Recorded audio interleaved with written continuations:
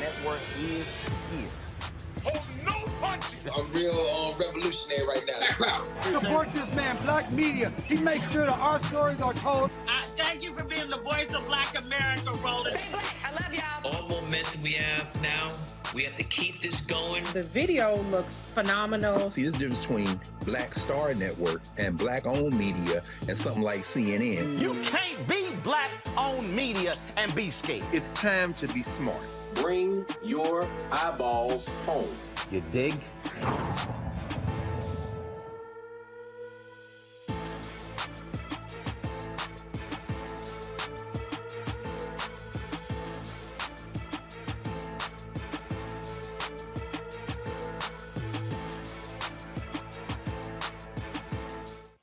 Today's Monday, March 14th, 2022. Coming up on Roland Martin Unfiltered on the Black Star Network.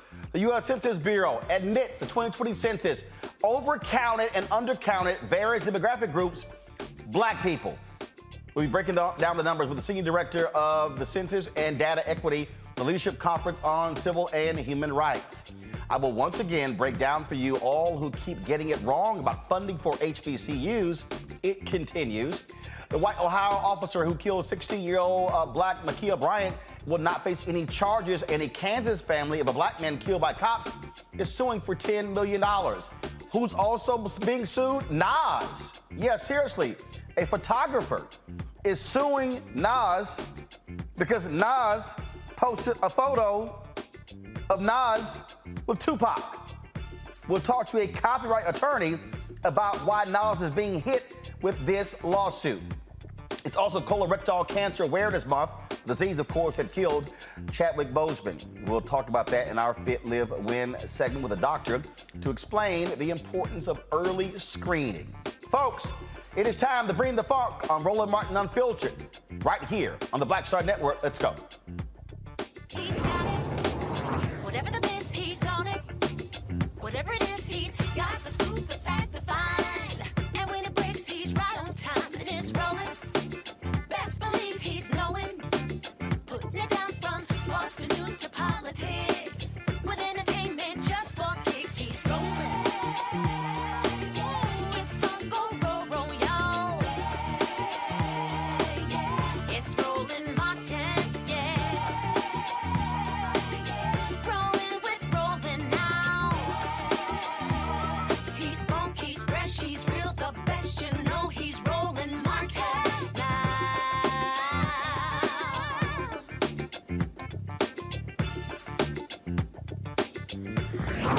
Martin.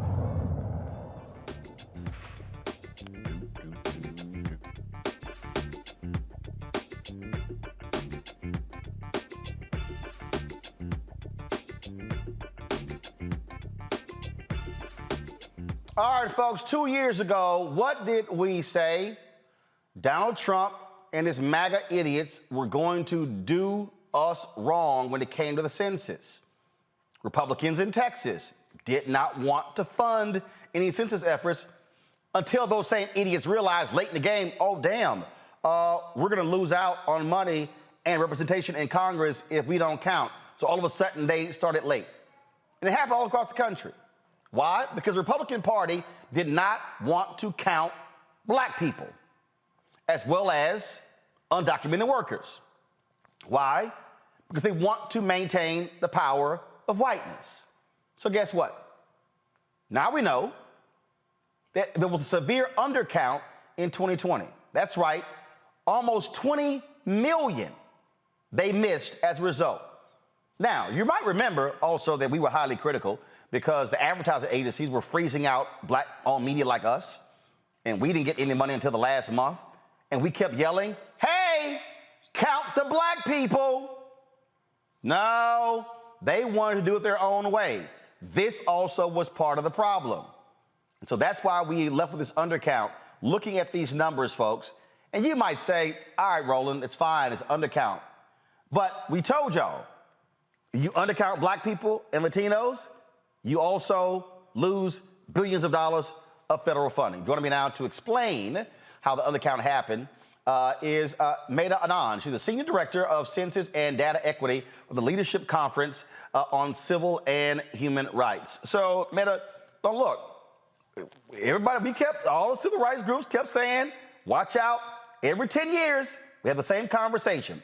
In 2020, in 2010, in 2000, in 1980, in 1980, in 1970, in 1960. I mean, because we know the impact of being undercounted, and we saw it happening, and the Republican administration, Donald Trump, and the Republicans in these state legislatures didn't care, and now we're at a point where almost 20 million people were pretty much left out. Hi, Roland. Real pleasure to be here with you. It is incredibly unfortunate that we are looking at an undercount of our Black communities, of our Latino communities, of our American Indian and Native American communities. And what we know was that we had political interference, we had a pandemic, we had natural disasters occurring.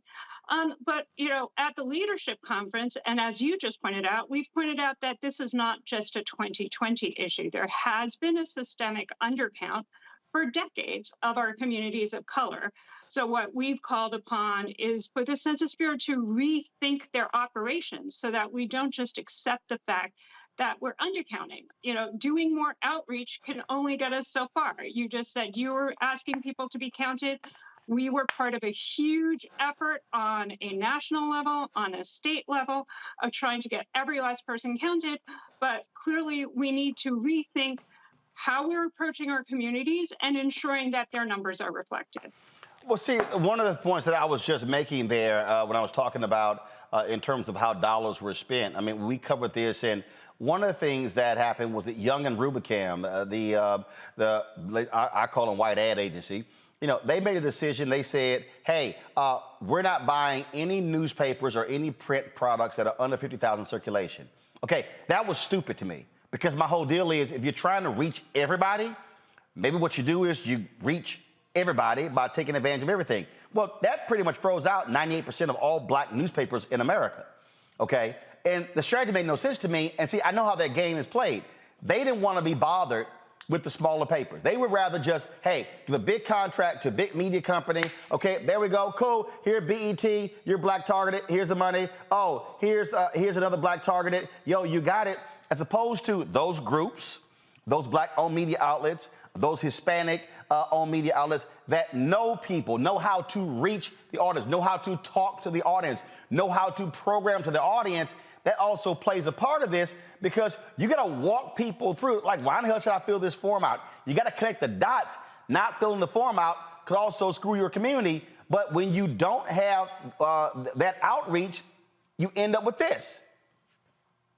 Yeah, I mean, 100%. The core of the census campaign, and it sounds like you know this exactly, right, is relying upon trusted messengers. So we really need to encourage everyone, the Census Bureau, anyone we work with, that when they're planning this, that they're looking at the trusted messenger. You and I both know, or your audience knows, that there is a mistrust of the government. And there's a reason there's a mistrust of the government. So we have to rebuild that mistrust. And we do that through those trusted messengers like the ones you're talking about. And we need to ensure that their voices are being brought to the table. Well, one of the things that was a trip is that I was talking to Carol H. Williams' agency about this. And, you know, what they did was they said, all right, to reach Black people, we're just going to rely on these large major events. OK, you're right. COVID hit. Events didn't exist. And so all of a sudden, they had to recalibrate. And they recalibrated late because COVID hits in February, March, ramps up in April, May. They had all of these different outdoor events. They were trying to go to Essence Festival, all of these different places, and strategy went out of the window. And so as we kept going into 2020, it was like, and again, the agency that controlled the money froze out the Black ad agency. So they weren't even listening to Carol H. Williams. And so all of a sudden she's like, hey guys, you might want to recalibrate, you might want to figure out a different strategy. Here are the digital platforms, how to reach people. No, they were arrogant about it. And so then the people who are always in control, this is where politics matters. Who is in control of the White House when this matters as well? And so when you have Republicans in control, frankly, they aren't going to be as aggressive when it comes to trying to count everybody because they're playing politics. That's exactly what Donald Trump and his MAGA minions did. Yeah, I understand and I hear you, Roland. And, you know, the pandemic hit. Actually, it's even crazier than you think. I'm actually based here in New York City. The census forms started coming out on March 12th. And I remember on March 13th being told to go home and being allowed to go back to the office in 2 weeks. And you and I both know what happened then, right? So there was that moment. There was that digital recalibration moment. I think it took everyone a minute. But I think when you have that moment, you have to be mindful of recalibrating for everyone, especially the communities of color. And also, talk about that citizenship question. That was a fight with the Trump folks. That also played a huge role in this as well. The huge concern was, as you allude to, that once that citizenship question was threatened to be added to the form, that our undocumented communities and others, mixed families, and by that I mean where you might have one undocumented family member, and the rest are here, you know, with their working papers, but no one will fill it out. What would this do? Why did the government want that information? But even more importantly, the Census Bureau had tested it and found that this was not a good question to add to the form, that it would lower the response rate. So yeah, many organizations went to court to fight to ensure that the citizenship question was not added, and it was not. But you know, a lot of people believe that just the mere concept of it being added led to fear in the undocumented communities and led to them not responding. Okay, so here's one of the questions that I keep seeing from my followers. So is there any way to actually, some say do a recount, some say do an adjusted recount, or is it a situation, nope, too late, we got to wait now 8 years? Well, a recount on a national level is not going to happen because the Census Bureau has determined that overall it was an accurate count. And this is because the overall number of people counted in the country seems to be more or less okay. It's off by an insignificant amount. Now, our concern here, of course, is that there was an undercount of the communities of color, like we talked about already. So what is left is really about like working with your local communities and figuring out how are they what are the formulas they're using to be funded, and advocating for funding in your own communities. All right, so then. I'm saying wait 8 years, right? It's about bringing the work local in the meanwhile. And meanwhile, take this moment that we're all talking about the census to say, this, you know, let's rethink this. Let's make sure that we have everything in place in 2030 so that this is not repeated. All right, then. Well, look, we certainly appreciate it. Keep up the good work, and we're going to keep fighting the good fight as well. Okay, wonderful. Pleasure All right. talking. Thanks a lot. Take care. I'm going to bring in my panel right now, Dr. Julianne Malveaux, Dean for the College of Ethics Studies, California State University, LA, Dr. Omekongo Dibinga, Professorial Lecturer, School of International Service, American University, also Reverend Jeff Carr, founder of the Infinity Fellowship in Nashville, Tennessee. Glad to have all three of you here. Julianne, you are an economist, president emerita of Bennett College. You understand what happens when we get screwed with the money. And undercount, that's billions of dollars that don't go to people of color. Precisely, and I'm surprised that the Leadership Conference has decided that the number is insignificant. It really isn't insignificant, even if it's 1/10 of 1%. No. She didn't say they did. She said that the Census Bureau has determined that, not the Leadership Conference. Well, in any case, insignificant. A tenth of 1% is millions of dollars. Those are dollars that go to childcare. They're dollars that go to roads and bridges. It is absurd that this is okay. It's not okay, and we know it's not okay, Roland. You've been beating the drum about census count since 2019, really, talking about how if they didn't do the right things, this would not work out well. And of course, we know that COVID did make a difference, but they had contingency plans for everything else. They did not have a contingency plan for census, because when you have a contingency plan for census, you basically attack the status quo. What you have is old white people, they're dancing in the streets. They are dancing in the streets because basically they're the ones who are benefiting from this undercount. It is, again, something that, one of the things that I say on this show constantly, Congo, connect the dots, connect the dots, connect the dots. And I'm just going to say it. Let's just be honest. It's a whole bunch of people paid no attention in civics class. Okay? They didn't pay attention when it came to the three branches of government, when it came to how these things work. And so one of the things that we like to do on this show is to walk people through. And this was one of those perfect examples. And one of the reasons why I was going off, on Young and Rubicam on not spending the money is because I saw them just throwing millions of dollars at other folk. And what they were doing was just running ads. Yeah. What we were doing was educating people, walking them through, saying, this is what it means for your city, your school, your county, your road, your state. And so that's part of the deal as well. And that's why, and the people who are watching, and I love these people who go, man, you trying to sit here and get the money. You damn right. How do you think we put on special programming to teach people? Folks have no idea. And I'm sorry, just running a commercial on BET ain't gonna do it when it's a 30-second spot. No, you literally have to teach and educate people so they understand what this means.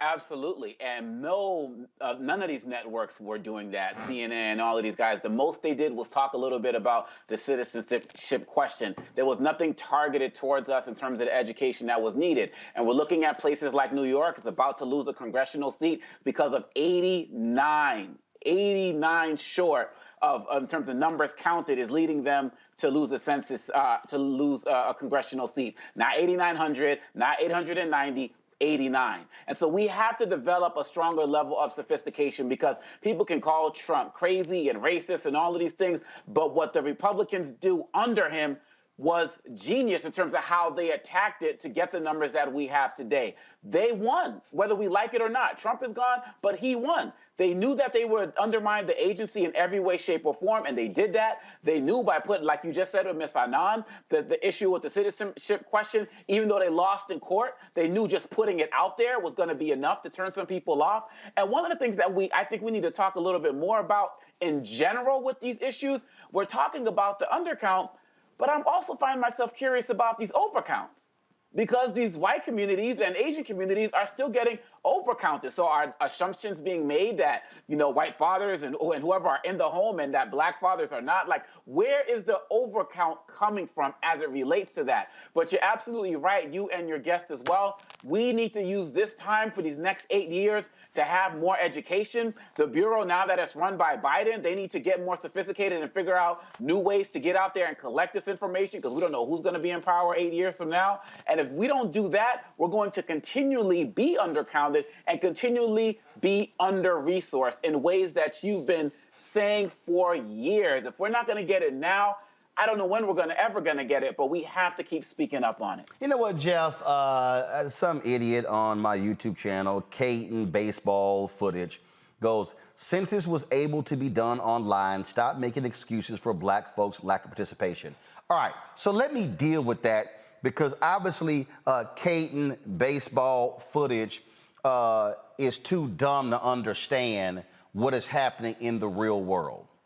First and foremost, COVID exposed the reality of online.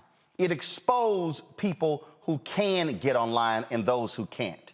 You also have a significant number of rural Americans who don't have easy access to online. Caton, why do you think there was significant money in the American Rescue Plan for broadband in rural communities? But it's not just rural communities, it's urban communities. During COVID, we had a Montgomery, Alabama school board member who talked about the lack of computers, the lack of iPads, and the lack of broadband. They were literally using school buses to service Wi-Fi hotspots in communities. The problem that we have is we have some people, including some people who look like all of us, who are so arrogant that they don't understand everybody ain't like them. Everybody doesn't have a driver's license because some don't need one. Everybody doesn't drive.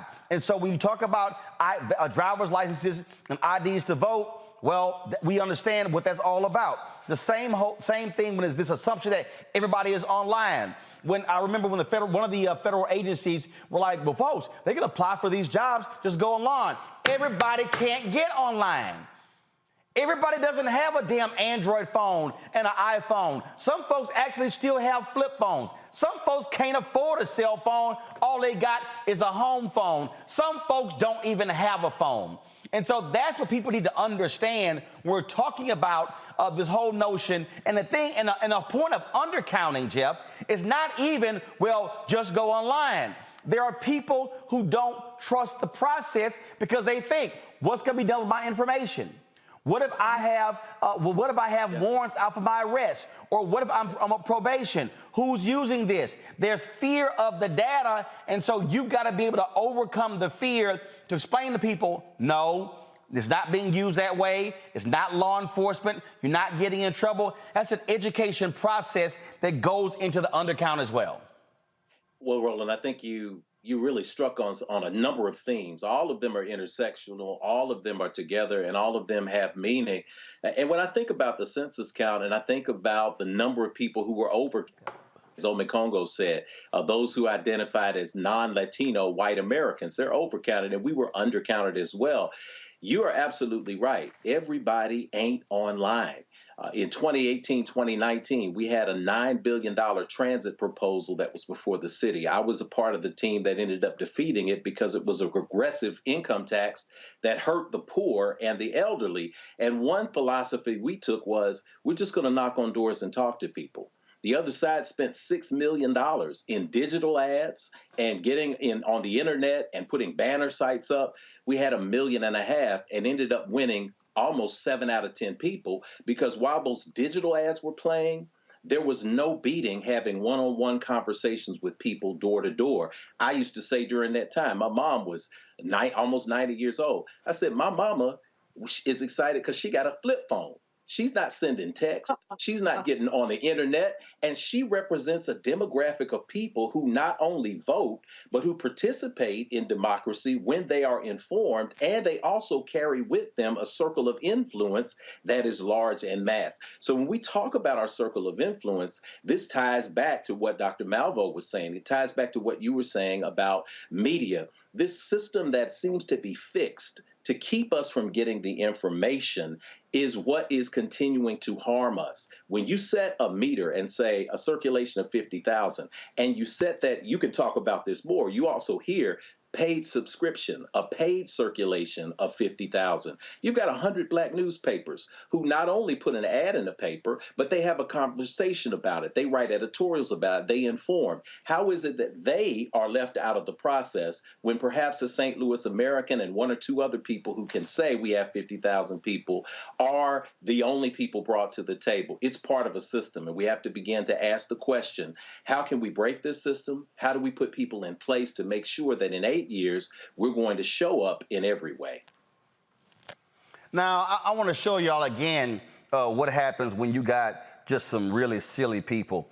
Who is this fool here? Who is this fool here? I'm still laughing at this dummy. Somebody named Roland Ronald Martin, Lee making post, people famous. BS, smartphones are free when you're poor. Oh, wow. Say what? Wow. Which one of y'all want to take that one? Because wait a minute. These must be those Obama phones the right was hollering about. Because I don't recall seeing a whole bunch of phones, smartphones for poor people. Julian, go ahead. This is the most hilarious thing, Marola. Why do you attract these fools? This is what I want to know. Where do these fools come from, and why do they come at you with their stupidity? We know full well that, these things that you and I and my colleagues are addicted to, these iPhones and stuff, cost you about $1,000. And the average Black household earns less than $40,000 a year. Give me a you-know-what break. This is just nonsense, but we know that it's nonsense, and you know that there are people who are coalescing to try to make excuses for their racism. And that's just what it is. Let's just call it what it is. Let's not talk about ads and this and that. Let's just pure, unadulterated racism that has attempted to marginalize the counting of Black people. That's what we have to call it. And when we call it that, then we know what time it is.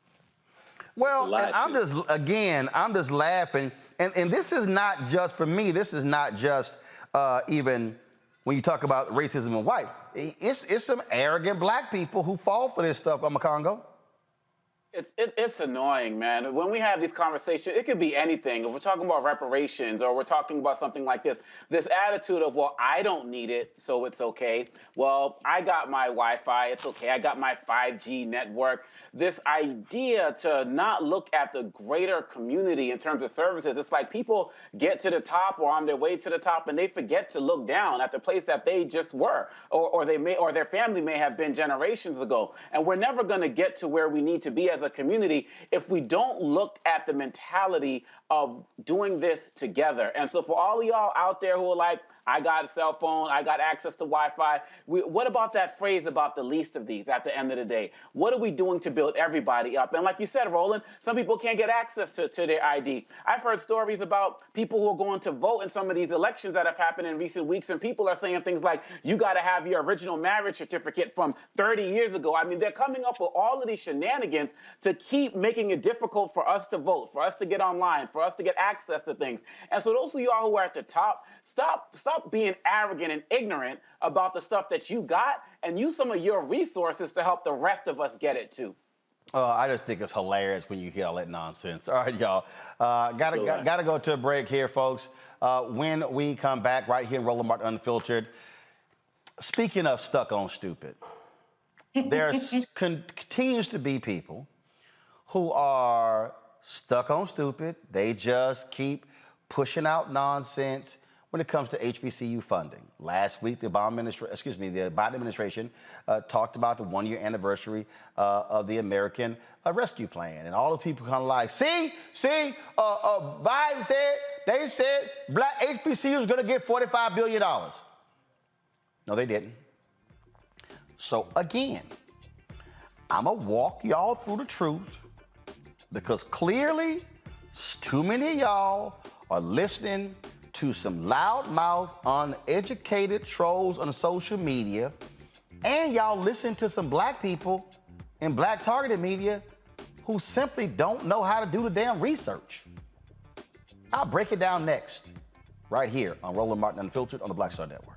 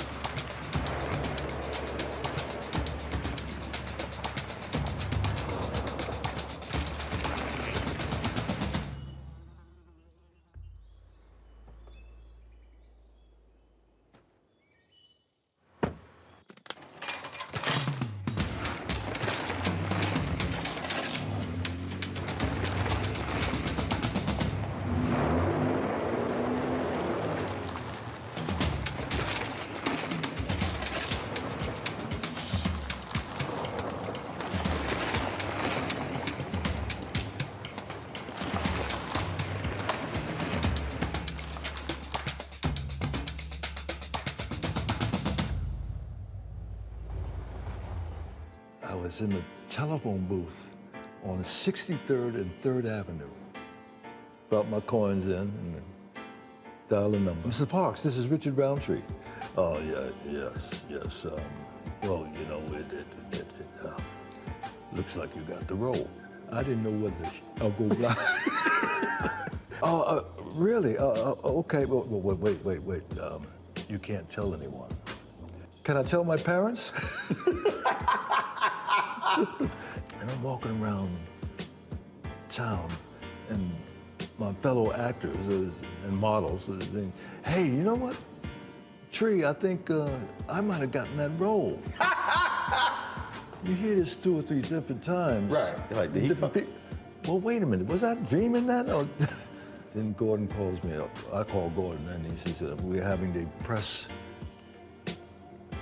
announcing you are the chef. I get in the limo. When I pull up and saw this, oh, Lord. What we used to call, I'm shitting in high cotton. Yes, in high cotton, yes. I get out, and all the press is there, and the actors, and I walk in, and Gordon announces, yes, this is Richard Roundtree. He's gonna play the character Shaft. Oh, magic.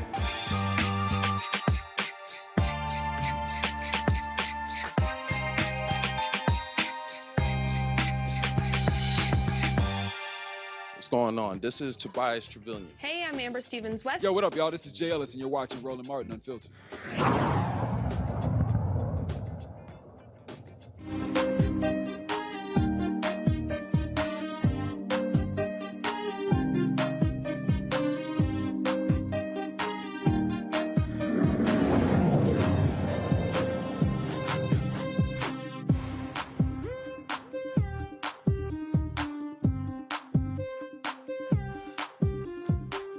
All right, folks, welcome back to Roland Martin Unfiltered right here on the Black Star Network. And so time for our HBCU Connect segment. This is where we focus on interesting stories that are happening in the world of HBCUs. And one of the big issues that we continue to hear about is funding.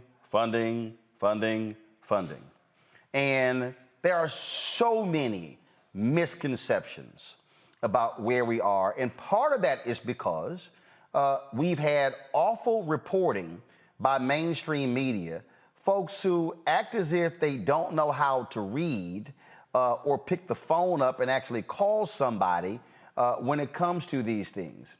And so one of the things that happened a few months ago was when the Associated Press did this story about HBCUs, and then Newsweek turned around and did the story. And it was the Newsweek story that went crazy. And so this was the story right here, okay? This was when Newsweek did this story in October 5th, 2021.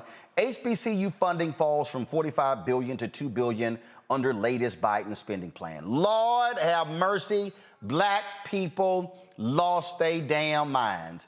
They start tweeting this story out. They start sending it out all across the country. Then you had all of the crazy folk. See, all you Negroes, y'all was supporting Biden. Biden sitting here cutting from $45 billion to $2 billion. So let's start here.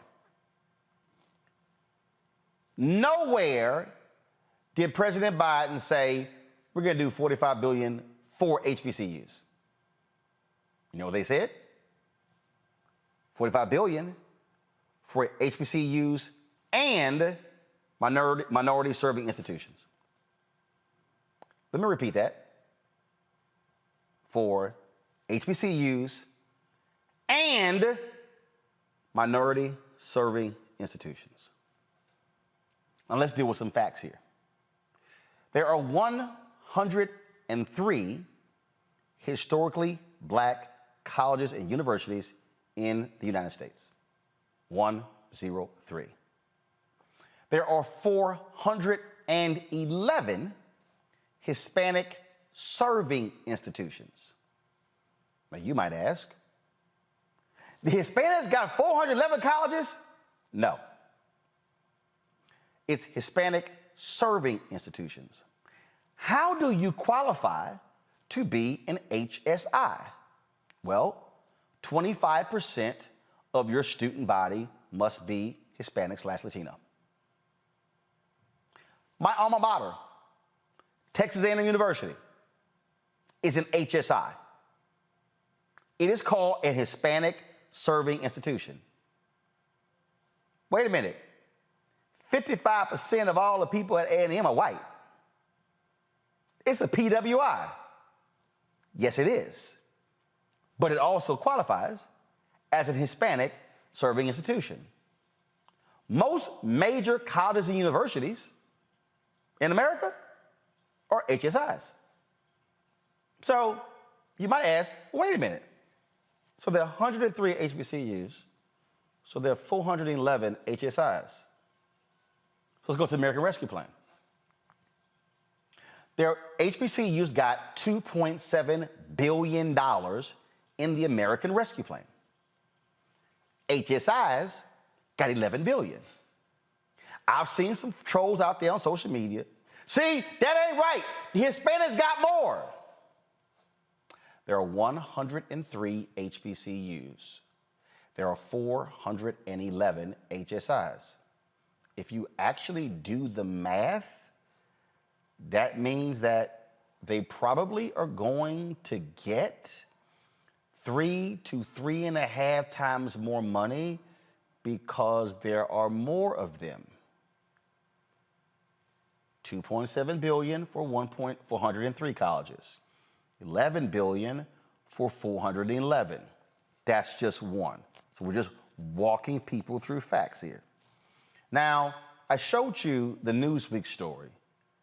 And we have debunked that story. We have told you. But I don't understand why even black targeted media can't figure this out. This is last week. Charles Blow of the New York Times on his show on Black News Channel, and I don't understand why him and his staff, hell, I don't know why y'all ain't watching this show to learn what's happening in Black America, because clearly in 5-6 months, y'all was asleep, because they literally showed this. And on Monday, the White House released a state-by-state breakdown of funding that's headed to 100 HBCUs. The $2.7 billion is part of the president's American Rescue Plan, which was passed just about 1 year ago today. Of course, you remember the HBCUs were originally supposed to get $45 billion in funding. That number was dwindled dramatically. A recent report in Forbes shed new light.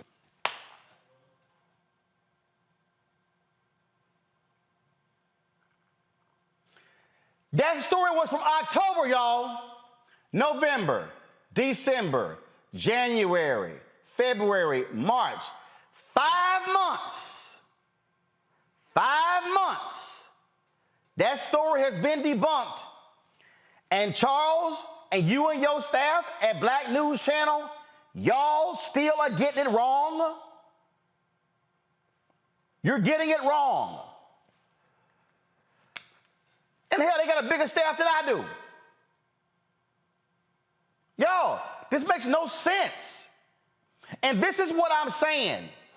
This is the criticism that I have when black targeted and black owned media follows white mainstream news and the reporting on black people, and we end up, they end up parroting white mainstream news.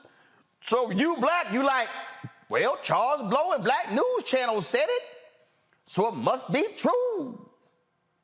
No, it's not. And so we're walking you through this. And so let me show y'all. Not only that, let me just play this again so y'all can understand what I'm about to lay out. Okay? Listen again. And on Monday, the White House released a state-by-state breakdown of funding that's headed to 100 HBCUs. The $2.7 billion is part of the President's American Rescue Plan, which was passed just about 1 year ago today. Of course, you remember the HBCUs were originally supposed to get $45 billion in funding. That number was dwindled dramatically. A recent report in Forbes shed new light. Come on. The American Rescue Plan was one funding source for HBCUs. $2.7 billion. That the only funding source? No. So pull the graphic up, y'all. So we'll explain to y'all what's in the American Rescue Plan for HBCUs, so y'all can see it. Here it is right here. Okay? More than $10 billion to over 1,000 community colleges. More than $190 million to tribally controlled colleges and universities. Approximately $11 billion to Hispanic serving institutions. $5 billion to Asian American and Native American Pacific Islander serving institutions. Again, it says almost $1 billion to predominantly black institutions. Okay, keep going. Okay, all right, so that's what we have. And then, of course, you have the individual breakdown when you start looking at the numbers, when you start looking at in terms of what each individual school got, and when you start breaking that thing down, and then what that begins to show, and I'm going to show you in a second what that looks like. Now, see, here's the deal. I told y'all the American Rescue Plan was one pot of money, okay? What's the operative word there? One, okay? One. That's not the only pot of money. So what did we tell y'all? And we broke this thing down on the show. So let me help y'all out. Go to my computer, please.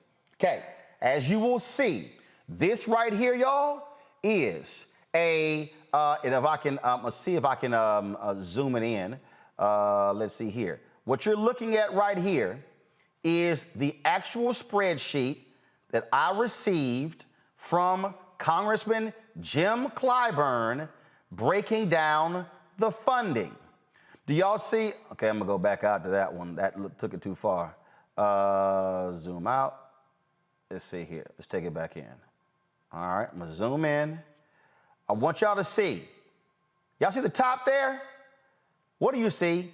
Cap 5 forgiveness. Okay? Cap 5 forgiveness. That's the first column. The second column, CARES Act 1. The third column, CARES Act 2. The fourth column, CRRSA Act 1. CRRSA Act 2. Then ARP Act 1, ARP Act 2.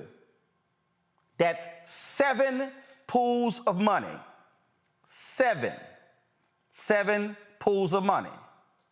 In Cap 5 forgiveness, that means that the federal government forgave the loans to HBCUs. These HBCUs owed the federal government this money, so that what they said is, you know what, we're going to forgive the loans. Julian ran a HBCU. Y'all, if you are your loans forgiven, that's like getting money back, because you ain't got to pay the money back. You can sit here and just remove that from your budget. So you love not being able, you ain't got to pay money back. Let me zoom this out to 300%, okay? I want y'all to see. Now, here we go. Here we go.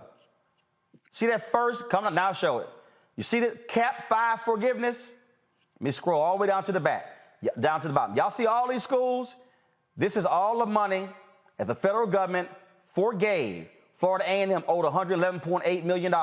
Forgave that. Grambling owed $92.5 million. Forgave that. Hampton owed $48.7 million. They forgave that. Meharry owed $56.8 million. They forgave that. Morehouse owed $59 million. Morehouse School of Medicine owed $31 million. All forgiven. Morgan State owed $31 million. Philander Smith, $19 million. Okay, let's go to the bottom. Stillman owed $30 million. Okay, Spelman, they ain't owe nothing. Okay, Texas College, $10 million. Tuskegee, $126 million. Go down to the bottom. What does that say? Total. 1.6. They forgave $1,603,382,977. All right? We're going to go to the top, okay? Second column. I'm walking y'all through this because folk don't get it. All right, let's go back to my spreadsheet here. CARES Act 1, CARES Act 2. What the Biden people released last week was it. This is CARES Act 1. That $2.7 billion was CARES Act 1, okay? Back to my computer. I will scroll down. You will see here, CARES Act 1 and 2. This is what went to all of these HBCUs. Now, when you get to the bottom, you will see $352,575,000,000. So HBCUs in CARES Act 1 and 2 receive almost $1 billion. $575.5 million plus $352.7 million comes out to about $920 million, something like that. All right, we're gonna go back to the top, y'all. That's CARES Act 1 and 2.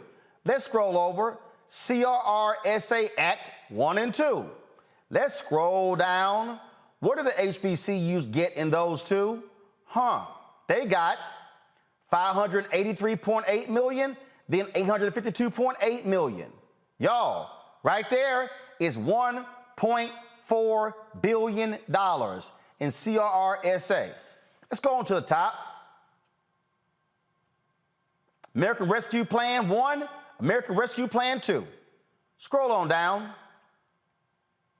What does that come out to? $1 billion, $1.57 billion. That's the $2.7 billion right there.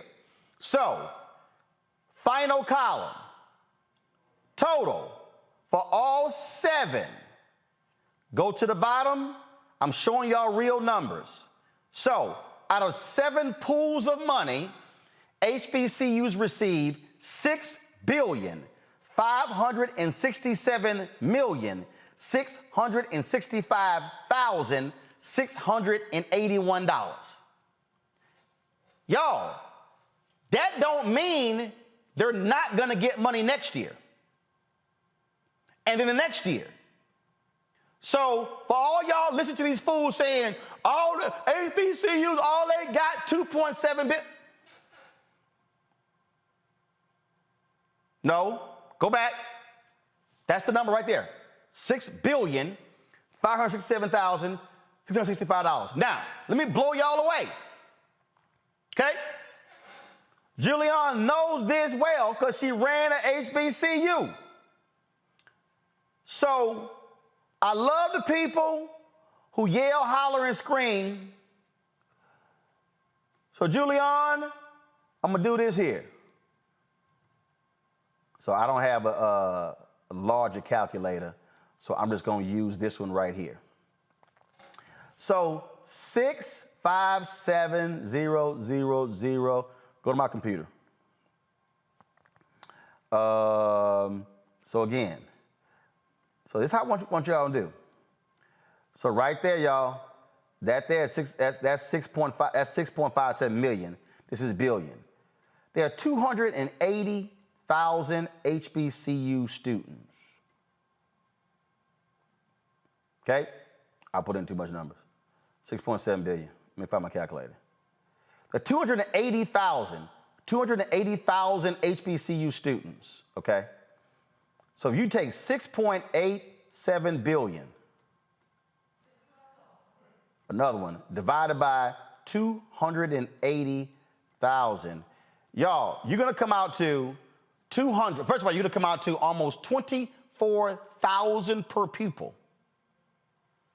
Again, so Julianne, what that means, that's out of the 7 pools of funding, HBCUs are getting on average 24,000 per pupil. Can you explain to people how that ain't chump change per pupil? Roland, that's cost of attendance for 1 year for a student at Bennett College. Cost of attendance, tuition, room and board is roughly $25,000. So that's cost of attendance. You know, because I called you one day hyperventilating and crying. When I was at WVON radio doing my morning show, y'all were trying to raise $30,000 to keep these girls in college. Yeah, because I had students that I was being required to put out because they had balances. And my job was to try to find the money because they were seniors. You want to put seniors out when they're about to graduate, but if they owe, because the federal agencies, and I hope that Vice President Harris has also worked with some of these agencies to make sure that we don't have to use the stringent guidelines to put people out. But that money really helps. It really, truly helps. I have to tell you, that first year that I was at Bennett College, I thought I was a beggar with a tin cup. I think everybody I knew, you, Susan Taylor, Reverend Jackson, I was just begging. That's all I was doing, was begging, like, friends, please help me. And thank you, Roland, and many others, y'all did.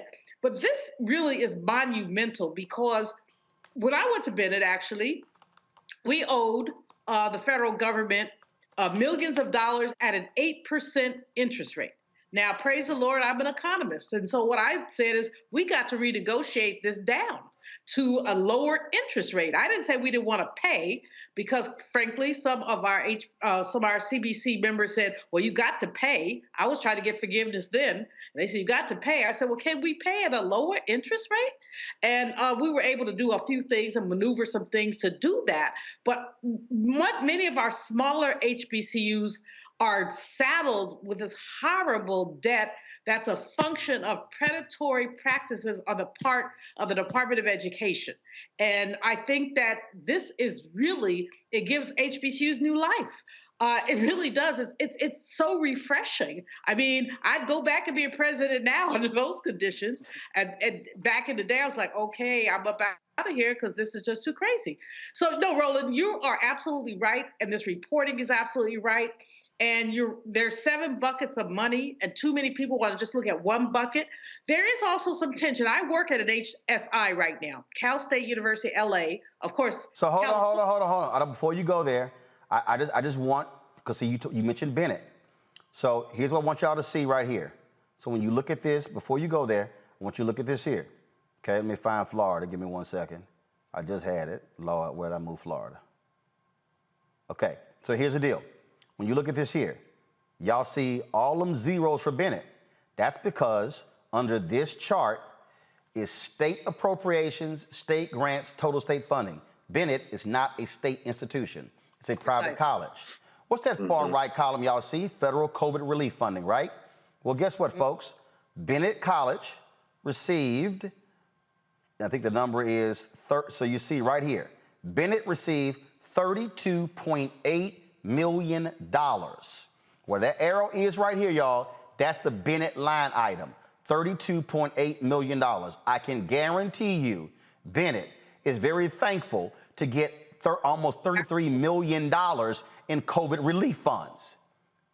It's called fresh air. It's called fresh air for the president. It's called opportunity to build and to grow. It's called not having the shackles of debt where you have these darn banks and others pushing you. No, I have to tell you, this is good news in HBCU land. And presidents are basically dancing in the streets. And you're right, our privates who are covered by the United Negro College Fund, y'all contribute to United Negro College Fund.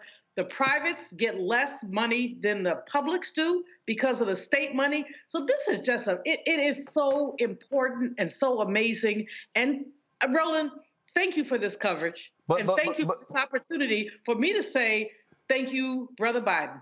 But see, I'm going to sit here, and I love these. I got some fool on YouTube, Dre Smith, you shilling for the Democrats. Actually, no, I'm stating facts. Because see, for all y'all who sit out there just with you little keyboard gangsters, all y'all do is talk shit about CBC ain't that? Yeah, why don't you go tell Congressman Bobby Scott, who is the person on the House Education Committee, who is walking this stuff through. See, all y'all sitting here running y'all mouths, complaining, you just sitting here, I just think you just, no, this ain't shilling for Democrats, because what some of you fools don't realize is a couple of these bills actually happened under Donald Trump. Fools. Okay, for all you fools who know nothing about the Constitution, the Constitution states, anything dealing with money from the federal government has to originate in the House of Representatives. Come on now. Let me say it again To all of you fools who have never read the U.S. Constitution, any funding bill in Congress, any bill dealing with appropriations called money, must originate in the U.S. House of Representatives. There are only 2 CBC members in the U.S. Senate, Senator Cory Booker, Senator Raphael Warnock. There are 56 CBC members, which means 54 of the 56 are in the House. They represent the largest caucus on the Democratic side. So when y'all are sitting here, I don't know what the CBC doing. Hello, here you go. Because here's the deal. If the funding bills don't pass the House, it can't even get to the Senate. And so you should be thanking Congressman Bobby Scott of Virginia, Congresswoman Alma Adams of North Carolina, Congresswoman Joyce Beatty of Ohio. You should be thanking those CBC members who went to HBCUs, who are ensuring the money get there. See, so I'm sick of you punk asses sitting out here, and I don't care what letters y'all use. I don't care if your ass use ADOS, FBA, B1, B2, B12, stuck on stupid. I don't care. At least y'all should be operating from a set of facts versus just running y'all mouth, whining and complaining. They ain't doing this. Look, it don't lie. And just so y'all understand, because I've run the numbers again, when you look at what people have gotten, because I'm just going to go ahead and show y'all this right now, because again, for the folks out there who go, man, no, I'm showing y'all facts. And if Donald Trump and the Republicans had done this, I would show y'all the facts too. Because here's the deal. I don't care who's in power. I want to make sure our HBCUs are getting our fair share. But what I do know is when I start breaking down the numbers, when I start looking at where the money came from, when I start looking at what they actually got, what I begin to see is, let me show y'all this right here. Because, see, again, some of y'all don't see, Julianne talked about who gets the state funding. So let me drag some of y'all even further, okay? And I showed this last time, and I'm going to show it again because I think some people thought I was playing. Look, go to my computer. Look at Alabama A&M. Alabama A&M only received, in 2020, $47.8 million from the state of Alabama. $47.8 million. The number's right there. $47,864,622 from the state of Alabama. How much did Alabama A&M get in federal COVID relief funding? $207.5 million. That means that the Alabama A&M got 4 times as much money from the federal government in COVID relief funding than they got from the state of Alabama. Let me go ahead and make this even plain for you simple-ass Simons out there who can't understand. Now go back to the computer. Look at the number right there.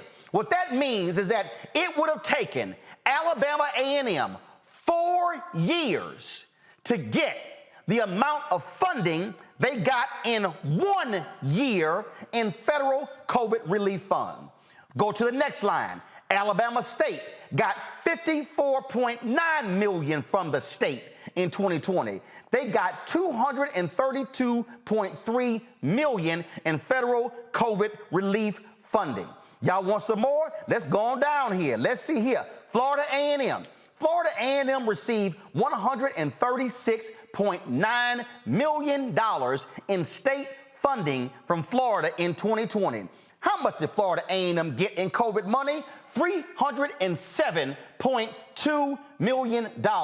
Again, it would have taken Florida A&M 2 years to get the amount of money they got from the federal government. Let's go on down here to, let's see right here. Grambling got see, I'm about to hurt y'all feelings.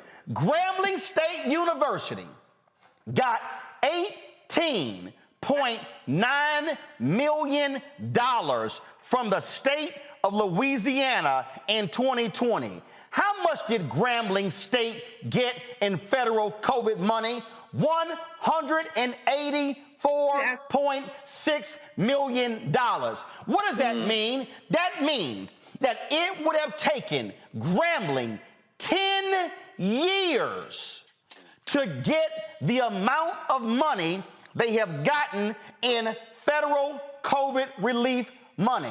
So for all y'all simpletons who want to sit here and say, I don't know, you can't show me what they got. The numbers don't lie, y'all. They right here. They sitting in your face. Albany State, $29.6 million from Georgia, $95.8 million in federal COVID relief funding. Fort Valley State, $24.2 million from the state, $51 million. Savannah State, $24.9 million from the state, $80.3 million from federal COVID relief money. Y'all, I'm sorry. So I just need to understand, for all y'all out there whining and complaining about we ain't got this, ain't got that. And here, I'm not saying that's enough. I'm still not satisfied. But what I'm not going to do is disrespect the black folks in Congress who made this happen, because some of y'all stupid. Jeff, y'all can go ahead and comment. Man, look. First off, you're teaching a lesson here. And everyone here is teaching a lesson. I got a text from one of your great followers and supporters from the Bring the Funk fan club, Brother Carnell Scruggs. I'm shouting him out because he was so excited and my phone is blowing up. This means that people are saying this is information we need. This is information we needed to hear. This is why we are here today. This is why you got an expert with the spreadsheets showing you the facts. This is why you've got the wisdom and experience of Dr. Julianne Malveaux here present. The reason why is something that I teach people every week. I say that a proven practice outweighs a brilliant theory. We can talk all day long, but when it comes down to the numbers, when it comes down to people who have experienced this on the front line, that's who you listen to.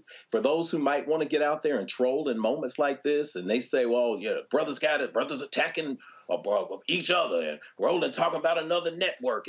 Listen, don't mistake animation for animus. We come from a culture where we can sit in the barbershop, we can sit on the street corner, we can sit in the church office, and we can go at it head to head, and we can leave there and not take it personally because we're getting to the truth. You have gotten to the truth here. Brother Carnell said, where can I find this spreadsheet? So make sure you share it with people, because people who are interested in getting this information and knowing the truth are interested in not only digging deeper, but dispelling the mythology that is out there. We gonna post. We gonna. This moment. Lauren Burke, she posted this. I put it out on Twitter. I'm gonna have my digital guy put this on Roland Martin Unfiltered, so y'all can actually see the spreadsheet yourself. Y'all can go down, and again, I don't know how Charles Blow and his people got it wrong. Hell, he went to Grambling.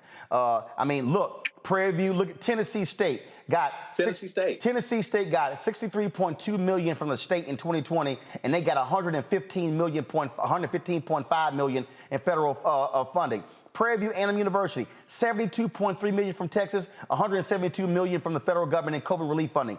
TSU, Texas Southern University, got $67.8 million from the state. They got $267 million from federal government in COVID. Y'all, again, this ain't about who went to a HBCU. I went to Texas A&M, but damn, I know how to read. But here's the most important thing, Congo. I also know how to call black people in Congress and say, can you send me the actual numbers? See, I'm not interested in what the hell Newsweek said. See, I need all y'all to understand, okay? I don't need the Associated Press to tell me about black people.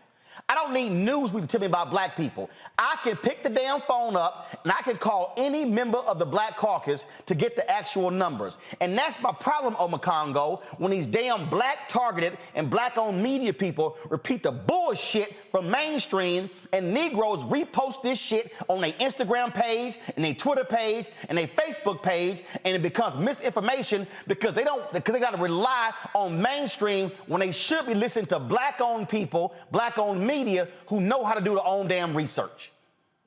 Hello. Most definitely. And if I recall correctly, that Newsweek story started from like an intern or something who was doing random work, and then the story picked up from there. And the fact of the matter is that people are still running with that 5 months after the fact. People are still going to try to use that to hammer Biden and get these young people to think that he doesn't support HBCUs. And the fact of the matter is, while Dr. Malveaux was at Bennett College, I was a student at Morehouse College, and I was working 2 or 3 jobs just to stay there, and I couldn't even finish my freshman year there because of financial issues. And so I've also lived this story. And so when we're talking about what's actually going on, people who are out here in the business, the CBC has to be the most unappreciated members of Congress, right? I mean, we don't get an anti-lynching bill, until we got it. It's them. We don't get the George Floyd bill. It's them. And no one's looking at the work that they're doing. Even though both of those bills passed the House, but they died in the Senate, so the CBC did move. Go ahead. That's right, where we don't have enough representation in the Senate. Hello, midterm elections coming up. So look, at the end every single day, with these hate crimes happening at HBCUs, the Congressional Black Caucus members are on it. Benny Thompson are on this. So when it comes to this money, look, everybody out there, when you did this segment last time, Roland, I copied it. I posted it to everybody. When you said you were doing it tonight, I sat back. I'm like, word, because class is in session. These are our institutions, y'all, and we got to get it right because people are going to do everything possible to cast aspersions and disrespect our HBCUs and disrespect our black representatives who are fighting for them every single day. And Biden has made good on this promise. Give credit where credit is due. Roland's #1 motto: you do good, I'm going to talk about you. You do bad, I'm going to talk about you. Either way, I'm going to talk about you. And this is a good story that needs to be celebrated. And when the spreadsheet is out, we're going to put it out there, and everybody needs to throw this in the face of everybody who says Biden doesn't give a damn about HBCUs. Numbers don't lie if you care to actually research the numbers. Julian, final comment before my next guest is waiting. Go ahead. I can make a really quick point. People diss the Congressional Black Caucus because of what they say they don't do. What we need to understand is what they prevent from having happened. Our Congressional Black Caucus stands in the gap when some crazy, white people block us. So let's not only look at what they do, but look at what they prevent, how they prevent foolishness and chicanery from going on. So I'm tired of people I don't think they're all perfect. At least 5 or 6 of them ain't worth 2 dead flies, to tell the truth, but I ain't gonna tell you which ones. But the fact of the matter is, at the end of the day, they prevent more nonsense than we ever will know about. And this is the last thing right here. And again, I just want y'all to show how mainstream media fails us. This is Politico. This is for their story from, and I'm sorry, Eugene Daniels, he black, and he screwed it up. This is from November 9, 2021. Biden made huge promises to HBCUs. Can he sell its student on compromise? If y'all scroll down here in this article, it will tell you right here, y'all. Funding for the nation's, this is my last point. Funding for the nation's more than 100 HBCUs is one of the many things in the president's Build Back Better agenda. And from the point of its introduction in the spring, HBCU advocates and students had held out hope that President Joe Biden and Harris would deliver. Read this line: the $45 billion proposed for minority-serving institutions. Listen to me, y'all. That never said for all $45 billion was going to HBCUs. Right. Mm-hmm. It was for HBCUs and minority-serving institutions. Oh, here's also a fact check. The original plan from the Biden administration was what? 11 trillion. Y'all remember? Then it got cut to 5.5 trillion. Yep. Then it got cut to 3.5 trillion. Then it got cut to 1.5 trillion. Oh, what happened? The House passed the 1.5 trillion plan. The Senate didn't. So y'all, the bill never passed. How can you say, oh my God, it failed? It never got passed. Civics 101. Civics 101. Yes, sir. Y'all have got to, this is why, y'all, I keep telling y'all, stop listening to these so-called new black media people who don't call nobody, they ain't got no sources. They got no interviews because they don't check stuff. They read everybody else shit and then just talk on camera. No. We picked the phone up, got the email from the source. And so, if y'all care about HBCUs, you should be calling your House member. You should be calling your U.S. Senate member and say, get the Build Back Better plan back on so that money can go to HBCUs. That's what you should be doing. All right, folks. Next story, we're gonna talk about how in the hell can somebody take a picture of you and you post a photo of you, then they sue you for using their photo of you. That's what Nas is going through. We're gonna talk with an attorney who's gonna explain how that makes any sense whatsoever. Folks, support Roland Martin Unfiltered. Download our Black Star Network app. This is why you must support this show and Black-owned media, because we give you real facts. We don't give you BS.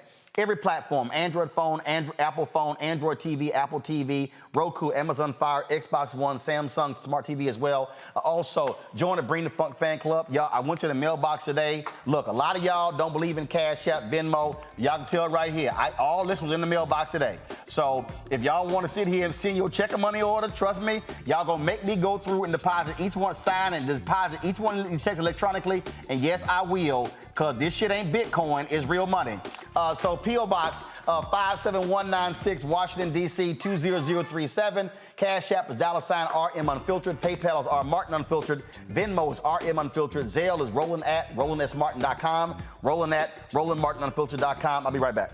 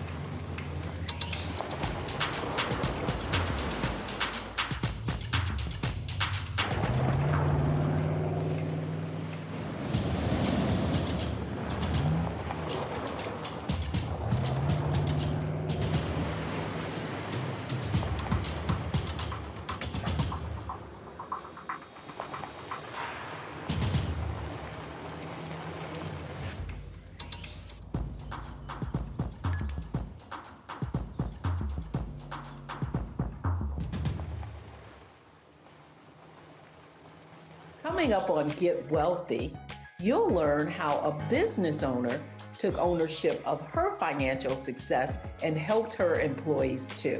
You'll meet a CEO of a $1 million company and how she took ownership of her financial success. I am the president and CEO of Civility Management Solutions, and it has opened up the doors to me to become an investor as well as a serial entrepreneur. Watch Get Wealthy right here on Black Star Network.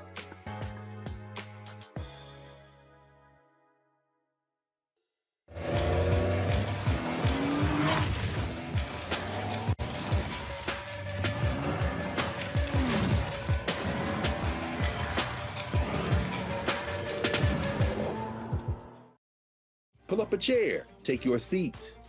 The Black Tape with me, Dr. Greg Carr, here on the Black Star Network. Every week, we'll take a deeper dive into the world we're living in. Join the conversation only on the Black Star Network. Yo, what's up? This your boy Ice Cube. What's up? I'm Lance Gross, and you're watching Roland Martin Unfiltered.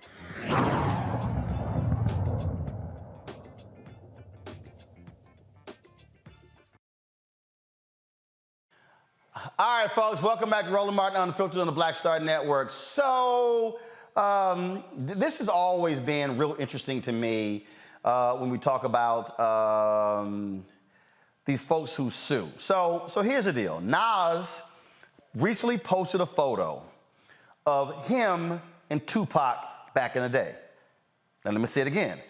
This is Nas and Tupac. Well, Nas posted the photo on social media. Well, now Nas is being sued by the photographer, Al Pereira, who's claiming that the artist shared the image without his permission or licensing for his work. Now, the photographer claims the iconic image has diminished its value because he posted it on Instagram. Now, this same photographer has filed more than 450 copyright infringement lawsuits against different celebrities in the last 7 years. All right, joining us right now is Shay Lawson, intellectual property and entertainment attorney out of Atlanta. And so, Shay, I'm glad to have you on here because, this is what is weird to me. Somebody take a photo of me, but they own it, and it's me. How? That's just how it works, Roland. Copyright is with the author or the person who created it, not the subject. It's the person who took the picture, made the video, wrote the book. It's not the subject of the book. It's not the subject of the picture, the subject of the video. It's the person who actually made it. Okay, so explain to me then the difference, though, when CBS when they aired the MLK I Have a Dream speech, got sued by the King of State, even though CBS covered the event. CBS was using footage that they shot of the event, but they got sued, and that led to a situation where you got to pay the King of State because they allege that that was still Dr. King and his words, and they controlled his likeness and image. Correct. So there's a difference between the actual footage and somebody's likeness and image. And somewhere else in the media where it's come up recently is Jay-Z suing the photographer for the reasonable doubt photo, and they're in their own litigation, right? And so the idea is that people are only watching this because it's about Dr. King. You are using the celebrity of my name and likeness to draw people to a program they wouldn't watch if it was about Joe Schmo. So it's the same thing as a photographer. You could be an amazing photographer, but would people care about you if you hadn't taken that picture of Nas? If you hadn't taken that picture of Tupac, would people still care as much about you? And that's a name and likeness claim, completely separate from the ownership of the picture. Okay, hold up. So if I'm Nas and this person is selling a photo of me and I haven't given him permission for my likeness and image, how can he make money off of me selling a photo that I'm in?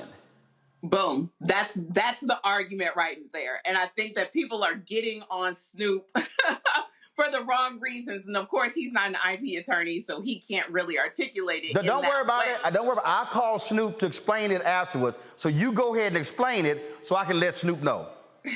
Realistically, here's a caveat that the news outlets are reporting it, but the case was dismissed.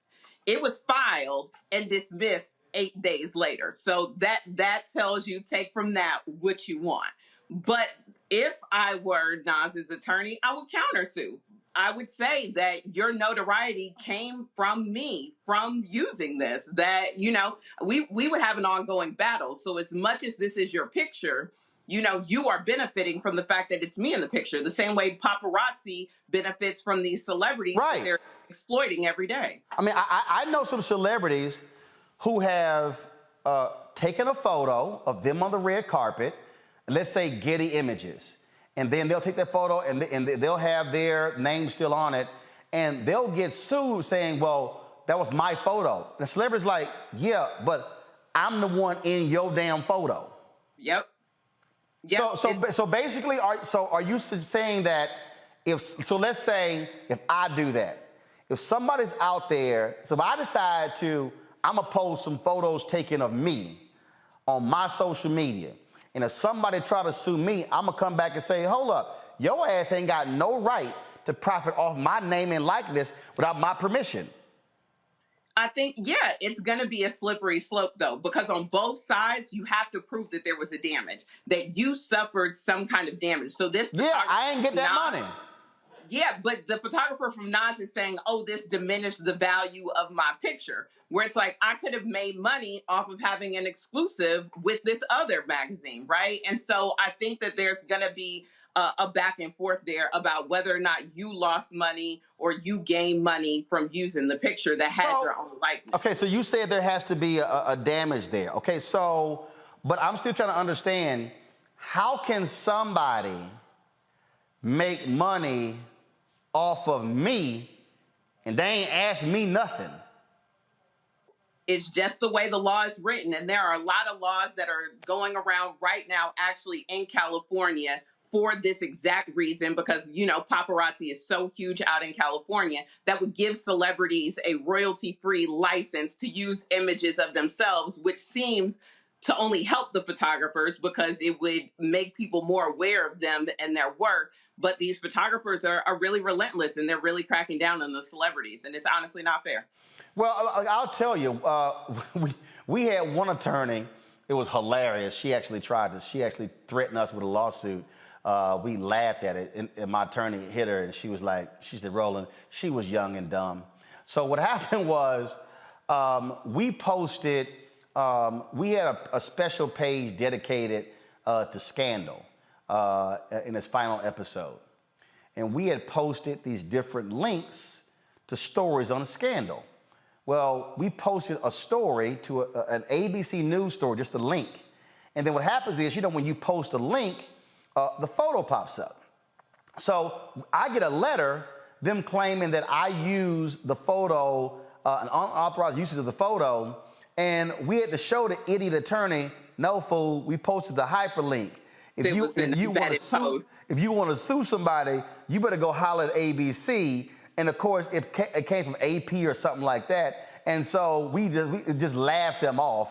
Of course, now granted, I had to pay my attorney to send a letter to them, but they literally were trying to sue, saying that we used the image. It was like, no, that's not how it works. When you post a link, the photo pops up. That's kind of embedded in the link. And so it was clear they were doing this, just trying to get money out of a whole bunch of different people using the same strategy. Roland, they do it. There are companies that specialize in this, and they go and they look for people who have websites, and they pulled images from Google, and they will send these. And guess what? The way copyright law is written is that if you have your copyright and you filed it before somebody infringed on it, it does not matter if they knew it was copyright. It doesn't matter if they knew it was against the law. It is called automatic statutory damages that can go anywhere from $750 to $30,000, and these companies know it. Jeff, you get a question, because I'm sure Jeff has a question. Ben, so, look, if you're a pastor and you're preaching and folks are circulating your words and using what you might say in a sermon. So Jeff, what you got for our guest? Hey, that's the least worry I have. That happens just every single day. You say something that registers, and then you look up at some kid on TikTok has said exactly what you're doing and remade everything. And that's just what's happening nowadays. I did a film, took me 19 years to make a film, and some kid comes along after we get distribution about 4 years ago, rips the entire thing, puts it on YouTube so he can get 70,000 views, and thinks it's absolutely okay. To our sister who's the attorney here, who's just, thank you so much for this wonderful moment of teaching people all of the ins and outs of copyright law. Let me ask you a question that begs some explanation for many people out there. The designation public figure, is there some space where if you're considered a public figure, people can use your image and likeness for commercial or non-commercial uses? Right. That's a really good question. There's a very thin line there. If you are a public figure, especially if you are a politician or something of that sort, where it is expected that there will be news coverage of you, that people will talk about what you're doing on a daily basis, there are allowances for that. And so then there's a line here when you're saying like a commercial purpose. And then you also have to think about how much is it going to cost. Roland just talked about the attorney's fees that he had to pay, right? So you also have to think about what is the enforcement cost of going and taking down and enforcing against everybody, especially if your stuff has gone viral. And so if you are a public figure, if you are a celebrity, you might be closer on the line of having a name, image, likeness, like a right to publicity, because that's like a false endorsement that you are using my face, my image, my likeness, my words in connection with your product, in connection with your company, in connection with whatever you're offering, that's leading people to believe that I endorse it, that I'm connected with it, that somehow brings more value to your brand because you're taking advantage of my celebrity. And that's the commercial line of, are you taking advantage of my celebrity by giving a false endorsement of your product or service or company by using my face, my image, my likeness, my words in connection with this? Awesome. Julian? So I often post pictures that are generic with my columns on my webpage, julianmalvo.com. I've been come at a couple of times and people say, well, this is my picture. It isn't theirs. I mean, it's like, as an example, I have a picture that says Wall Street because I wrote something about Wall Street. And these generic people came at me and they wanted like $300 for me to pay them for the picture that wasn't their picture. But I don't have unlimited dollars to fight this. What do I do about something like that?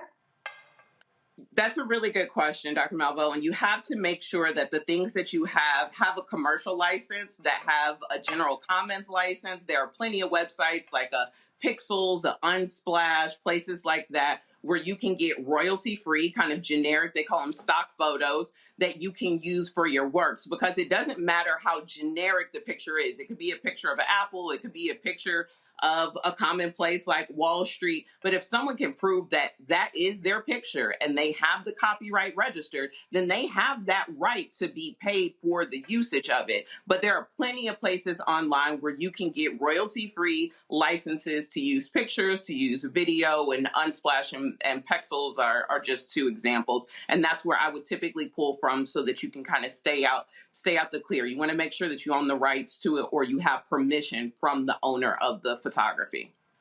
Congo? This is very helpful, especially when you talked about the right to publicity, because I had some questions about that with the Jay-Z situation.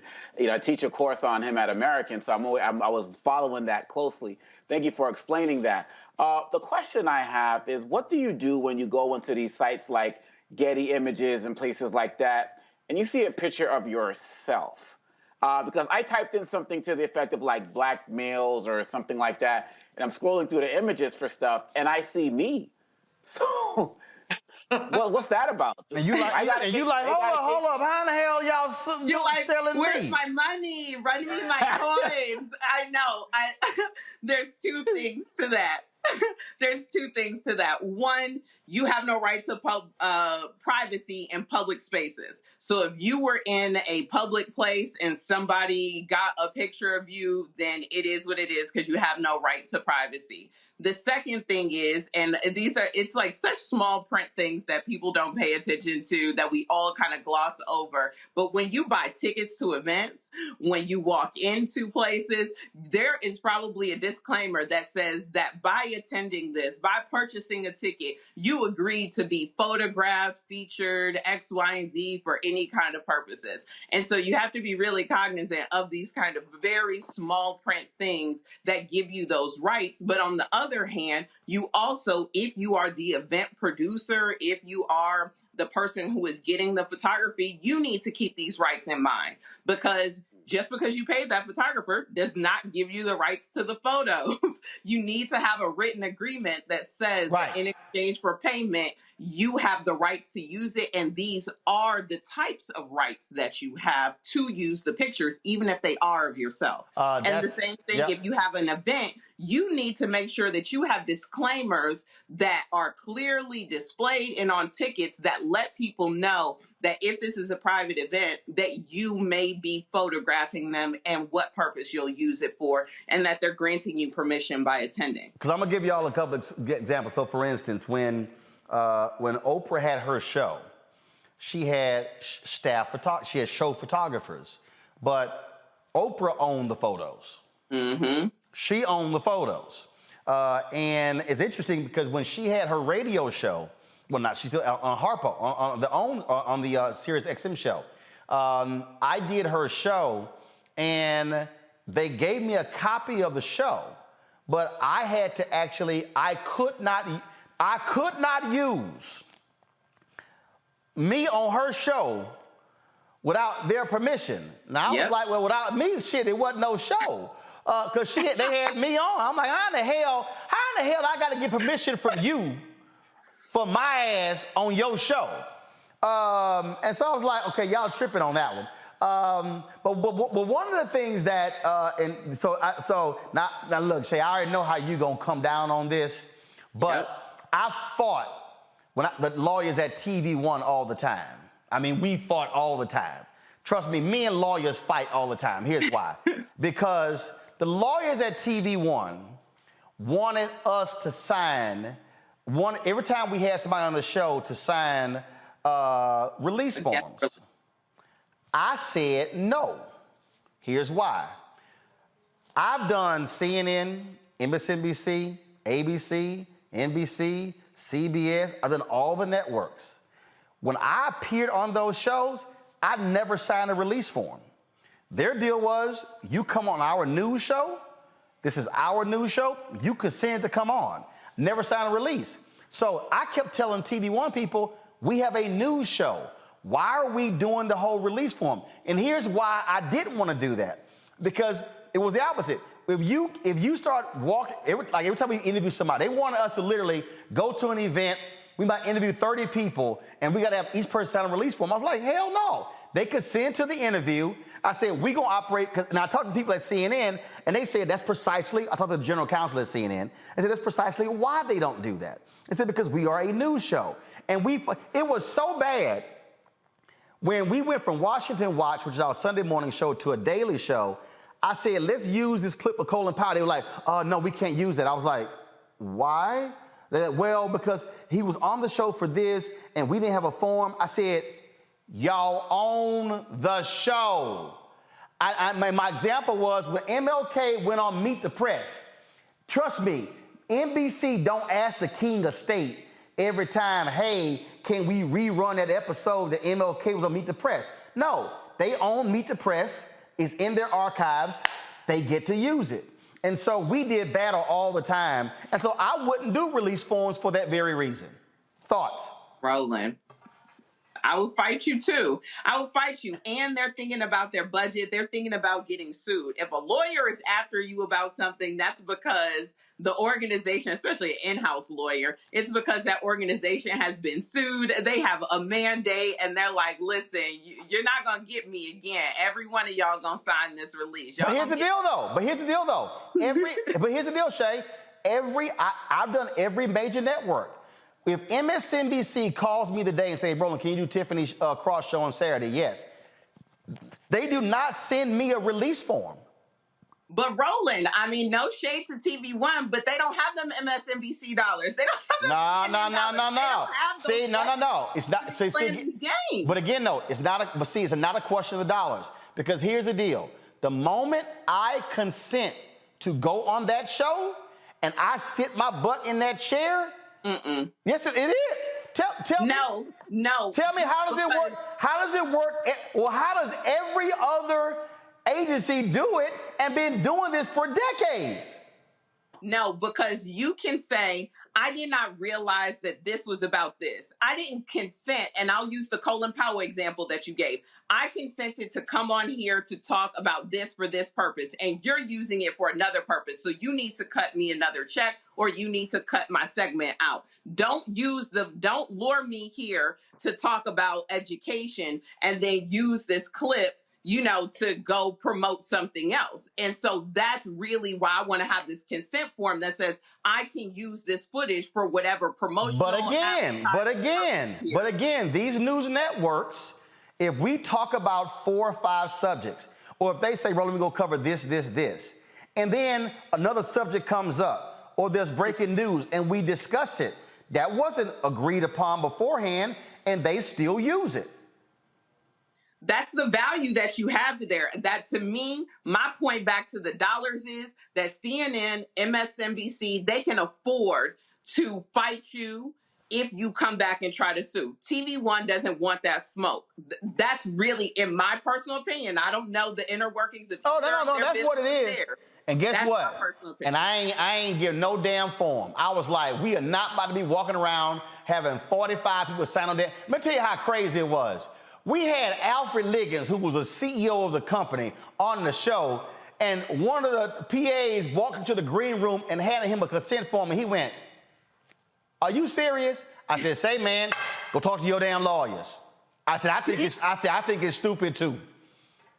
Listen, you rather cover your butt, and just because everybody is doing it doesn't make it right. What your mom always tell you, just because everybody else over there doing it, don't make it right. I'm telling you right. Consent forms, cover your butt. I'm telling you right now. And I'll sit there, and if somebody say, no, and I'll sit there, and if you try, I'm gonna say, "Did you appear on this network over here?" "Yes." "Did you sign a consent form when you went on ABC News?" "No." "So what's your issue right now?" I want that smoke. You always want the smoke, Roland. That's the catch. I'm sorry. I'm not sitting there walking around them damn forums all doggone day. We got stuff to do. All right, hold up. Okay, I know somebody posted this here, and I've already told people this is stupid. Please explain to people the poor man's trade copyright don't work, where you think you can mail some shit to yourself, and then that represents a copyright. Well, here's the thing. Copyright exists actually at the time of creation. Your copyright exists at the time of creation. What is not helpful about this poor man's copyright is that if you do not register your copyright with the U.S. Copyright Office, you have absolutely no legal standing, nothing in court that will help you if somebody steals your stuff. Meaning you can't mail something to yourself and not open the envelope, and then that constitutes, you know. No, because you have the copyright already. Right. What you need is the registration so that you can enforce your rights when you go to court. That's why I keep folks like, "But can I mail it to myself?" It's like, no. And it's like, and that's what's crazy is that copywriting is one of the cheapest things and one of the most user-friendly sites on the government. They have a YouTube page. Copyrights are $65. Stop being cheap. If it's profitable enough that you think you should protect it, then go ahead and spend that $65 and file the copyright. And same thing when it comes to trademark, because what a lot of people don't understand, your logo, your color scheme, all of that sort of stuff, people may not realize. So the Undefeated, which was the black targeted website of ESPN, they recently changed their name to Anscape. I don't know who the hell came up with that damn name. It's a horrible name. It sounds like the cousin of Netscape. But what's a trip is because they want to do films, movies, documentaries, and things along those lines, they only own a portion, whatever portion of that they were originally doing, they control. Apparently, that was like a store or something that was called the Undefeated, and they control that portion. So in order for them to do the other stuff, they had to literally change their name to do the other different things. And so a lot of folks don't think about that. Like somebody called me, like this website wanted me to change Black Star Network because they had Black Star in their name, and I was like, that ain't got nothing to do with me. I said, especially when I got my trademark. I got your trademark. They'll call me up if you didn't file your trademark. I got my sheet of paper, and what was a trip was I had to explain to them. I said, you do know that I could start products in 20 other cities and put the city's name in front of it and still launch it, and you can't do anything. I said, because you do know there's a thing called the Chicago Tribune, the San Diego Tribune, there's the LA Times, the New York Times. I said, they can't control Times. I said, they can control New York Times. I said, but if I wanted to launch the Houston Times, New York Times can't sue me. Now, I said, even if when it comes to font, see, that's the thing that trips me out when people don't quite understand that just because you got a name don't mean that nobody else can use any variation of that depending upon how you're using it and where you're using it. Yeah, it's really dependent. And I think there are two things that I want to mention with this, because you mentioned the logo and the graphic design. It's going back to like people not understanding the layers of copyright and trademark. Number one, if you get somebody to make your logo or make a graphic design for you, you still need a work for hire agreement saying that you own this logo that this person made for you. And you want to make sure that all the elements are original so that you can file the copyright if you can copyright it or trademark it, right? So that's number one. Number two, now let's just say that you're going to file for the trademark. You need to make sure that there's nobody else out there with it. And even if they haven't filed their trademark for it, they'll have what are called common law rights to it, where they still can come and try to enforce against you. Now, you might be able to get your federal trademark registration, but that prior user can still continue. That's why there's two Cracker Barrels out there, right? And so then even with the variation, it's like Nike basketball, Nike soccer, Nike women's, right? The core word is Nike. You can't be like, oh, no, I'm Nike Atlanta. The core word is Nike, and so you're going to get hit with the cease and desist. So you have to be smart about the context and the use and being aware of it. And even the point that you're making about undefeated versus the rest of the things that they're doing, trademarks cover different classes and services. So think about, I'm a member of Delta Sigma Theta Sorority Incorporated, and there are trademarks for Delta the airline, Delta the water faucet, and Delta the sorority, because they are three completely different goods and services. So just because somebody has a trademark in one type of thing doesn't mean you can't use it in another. All right, y'all, don't be cheap. Y'all better get y'all doggone lawyer to sort through this stuff. Yeah, we ain't doing them consent forms. All right, Shay Lawson. I'm trying to tell you, all right, it's it. I'm gonna try to come after a brother. I'm like, y'all talk to them for free. Y'all ain't ask them for no check. All right, Shay, I appreciate it. Thanks a lot. Thank you, Roland. All right, folks, we come back from this break. Our Black and Missing for the day will also, Jane Campion, y'all, what the hell was she thinking with her comments last night, the Critics' Choice Awards? Now she apologizing to Venus and Serena. Also, folks, we lost a couple of folks. So in memoriam, Tracy Braxton, as well as Purvis the Bluesman Spann. All of that on Roland Martin Unfiltered when we come back on the Black Star Network.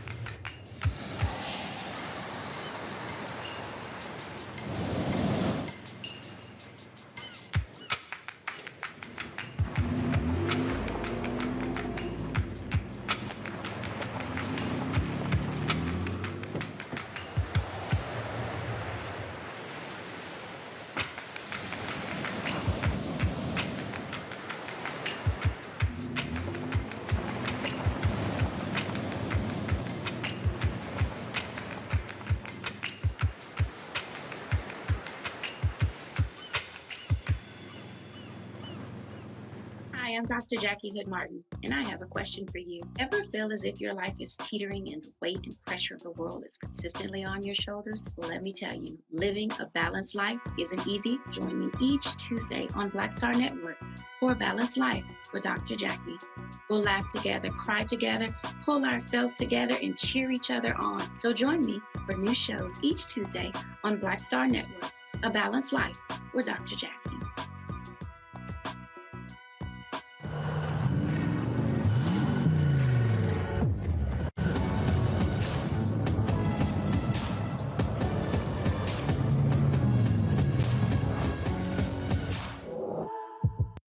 Pull up a chair, take your seat. The Black Tape with me, Dr. Greg Carr, here on the Black Star Network. Every week, we'll take a deeper dive into the world we're living in.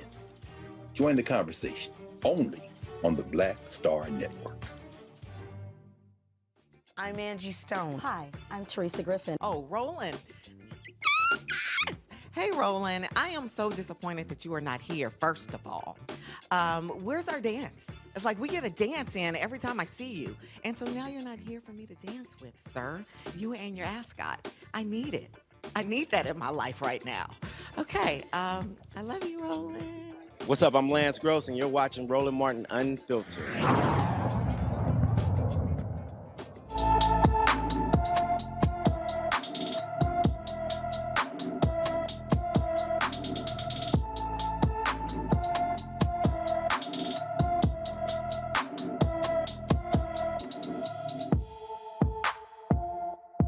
Tiana McLean has been missing from Chesterfield, Virginia since Tuesday. The 14-year-old may need medical attention. She's 5 feet 9 inches tall, weighs 123 pounds, with black hair and gray eyes.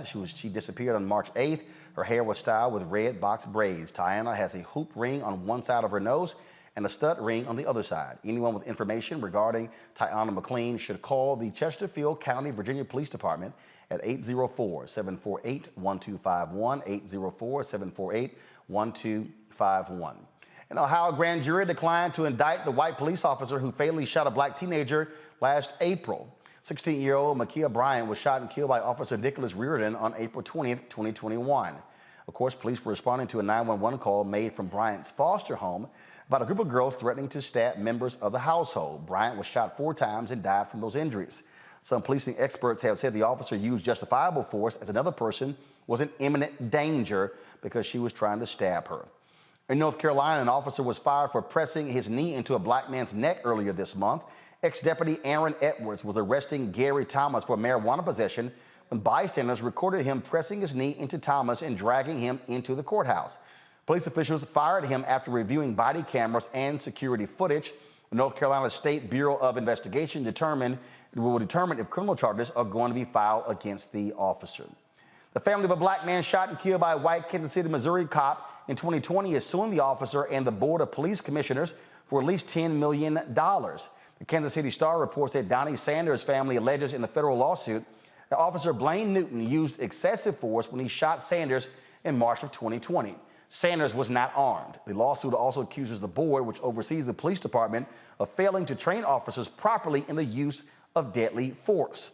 And this is not the first time Officer Newton has been publicly scrutinized for excessive force. In 2020, Newton was caught on video kneeling on a pregnant woman's neck. A black teenager whose viral arrest sparked outrage for excessive force was acquitted of 6 of 8 charges. Tazier Griffin was celebrating his graduation in Ocean City, Maryland, when police stopped him for smoking a vape pen last June. Police claim they asked for his ID several times before resorting to tasing him. Griffin and his friends disagree with the police's version of events.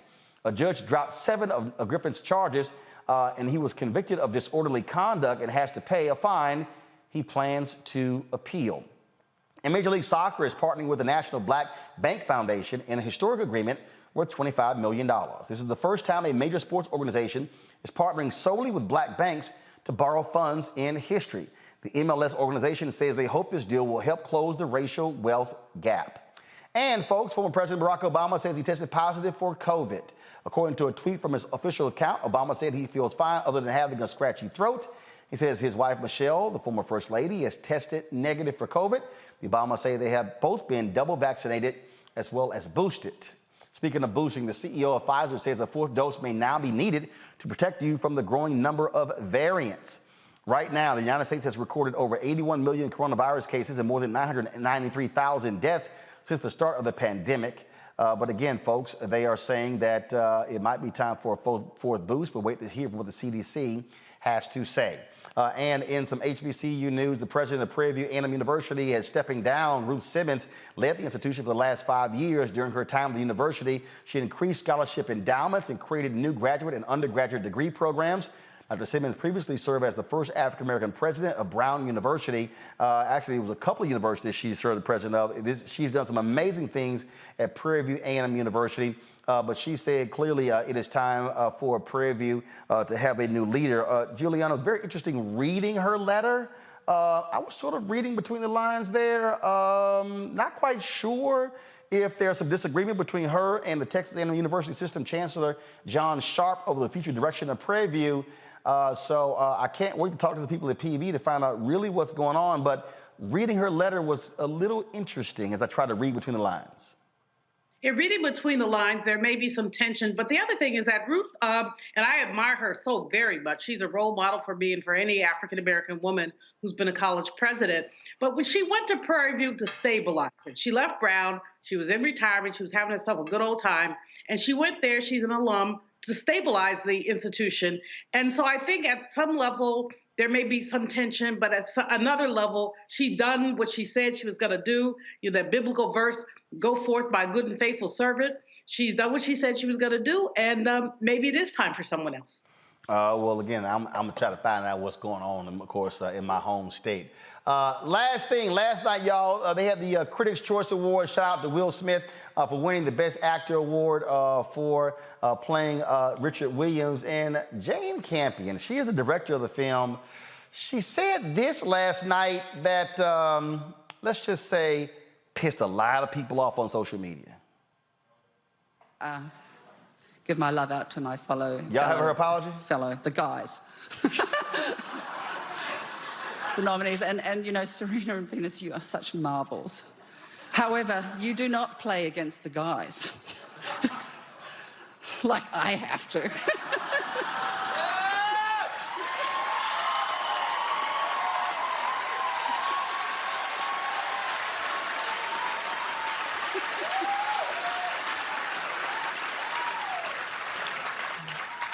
Kirsten.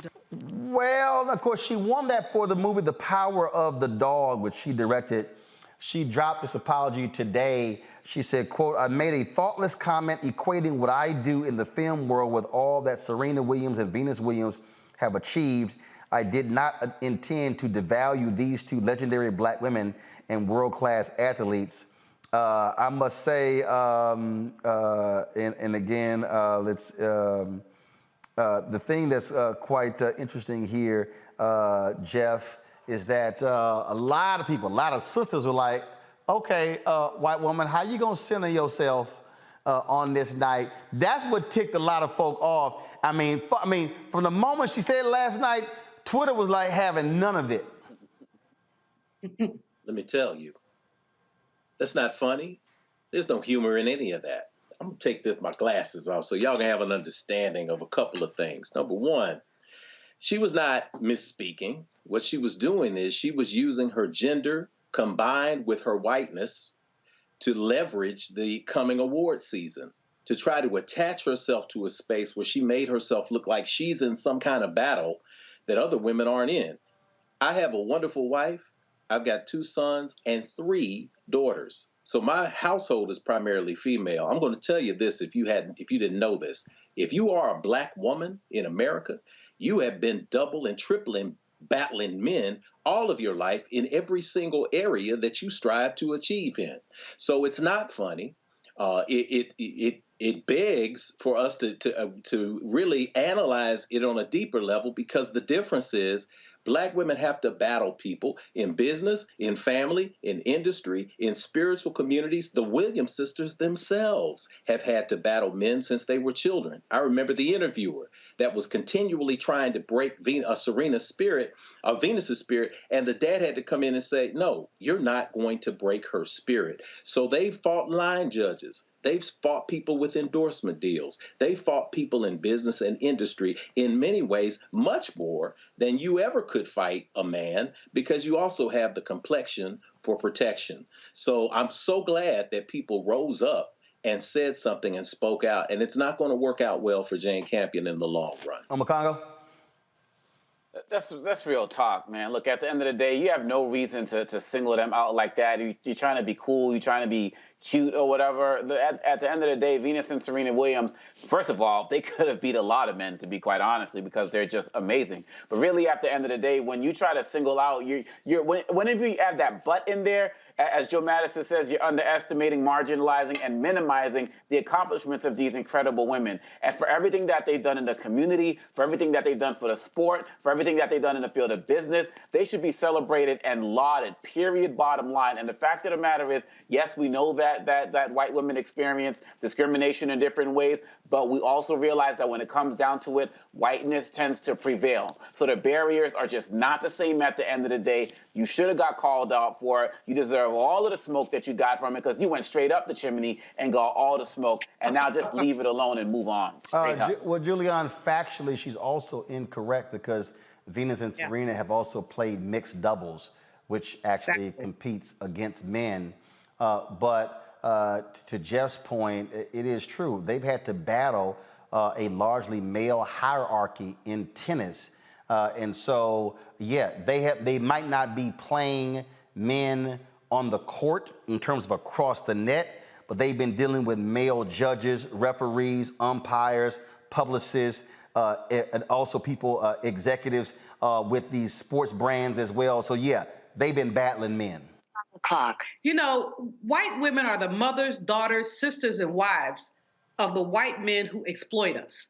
And let me repeat that they are co-conspirators with white men on the exploitation of black women. This woman needed to be, well, I don't advocate violence, Reverend Carr, but pimp slapped.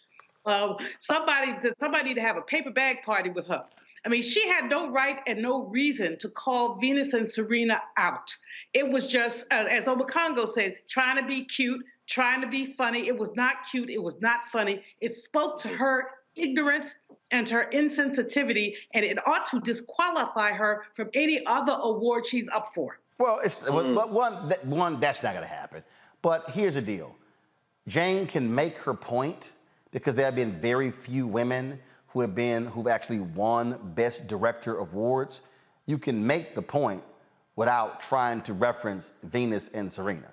So make the point, your knee on my neck. But it ain't got nothing to do with, okay. Leave us out of it. Right. It's like, just make the point, because here's the deal, and the men you competing against are white men. Because if you go down the history of black people who have been nominated for Best Director, Ava didn't get it for Selma. You can only count, what, 3, maybe 4? I think 3. No John Singleton. I think Jordan Peele. I think Steve McQueen. I think Steve McQueen. McQueen won. I think it's 4. Barry Jenkins may be nominated. So I think you only have 4 black African Americans ever nominated for director. So Jane, boo, stick to your own tribe. All right, y'all, when we come back, Chadwick Boseman, he died from colon cancer, very young age, 43. We'll talk about the importance of getting checked for colorectal cancer next in our Fit, Live, Win segment on Roland Martin Unfiltered, right here on the Black Star Network.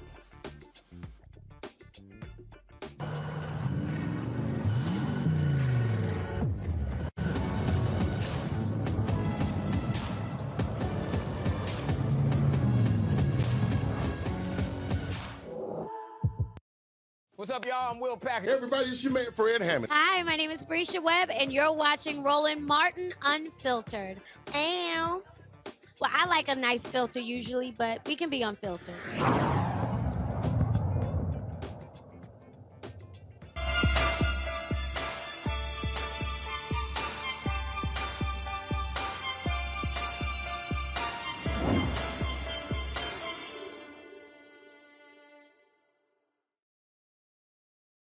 We're shocked and stunned when we got the news that the great actor Chadwick Boseman had died at the age of 43. He did not reveal his cancer diagnosis. We found out literally when he passed away in 2020. He was only 43 years old. It caused many people to say, oh my God, how young. He had contracted it about 5 years previously when I did the Q&A with him at Howard University.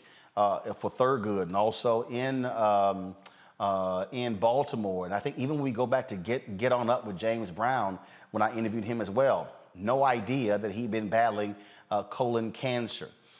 It is an issue that has greatly impacted African Americans. And we're seeing an increasing number of people who are contracting colon cancer at a younger age. Joining us right now is gastroenterologist Dr. Sophia Balzura, who joins us right now on Roland Martin Unfiltered. Doc, glad to have you on the show.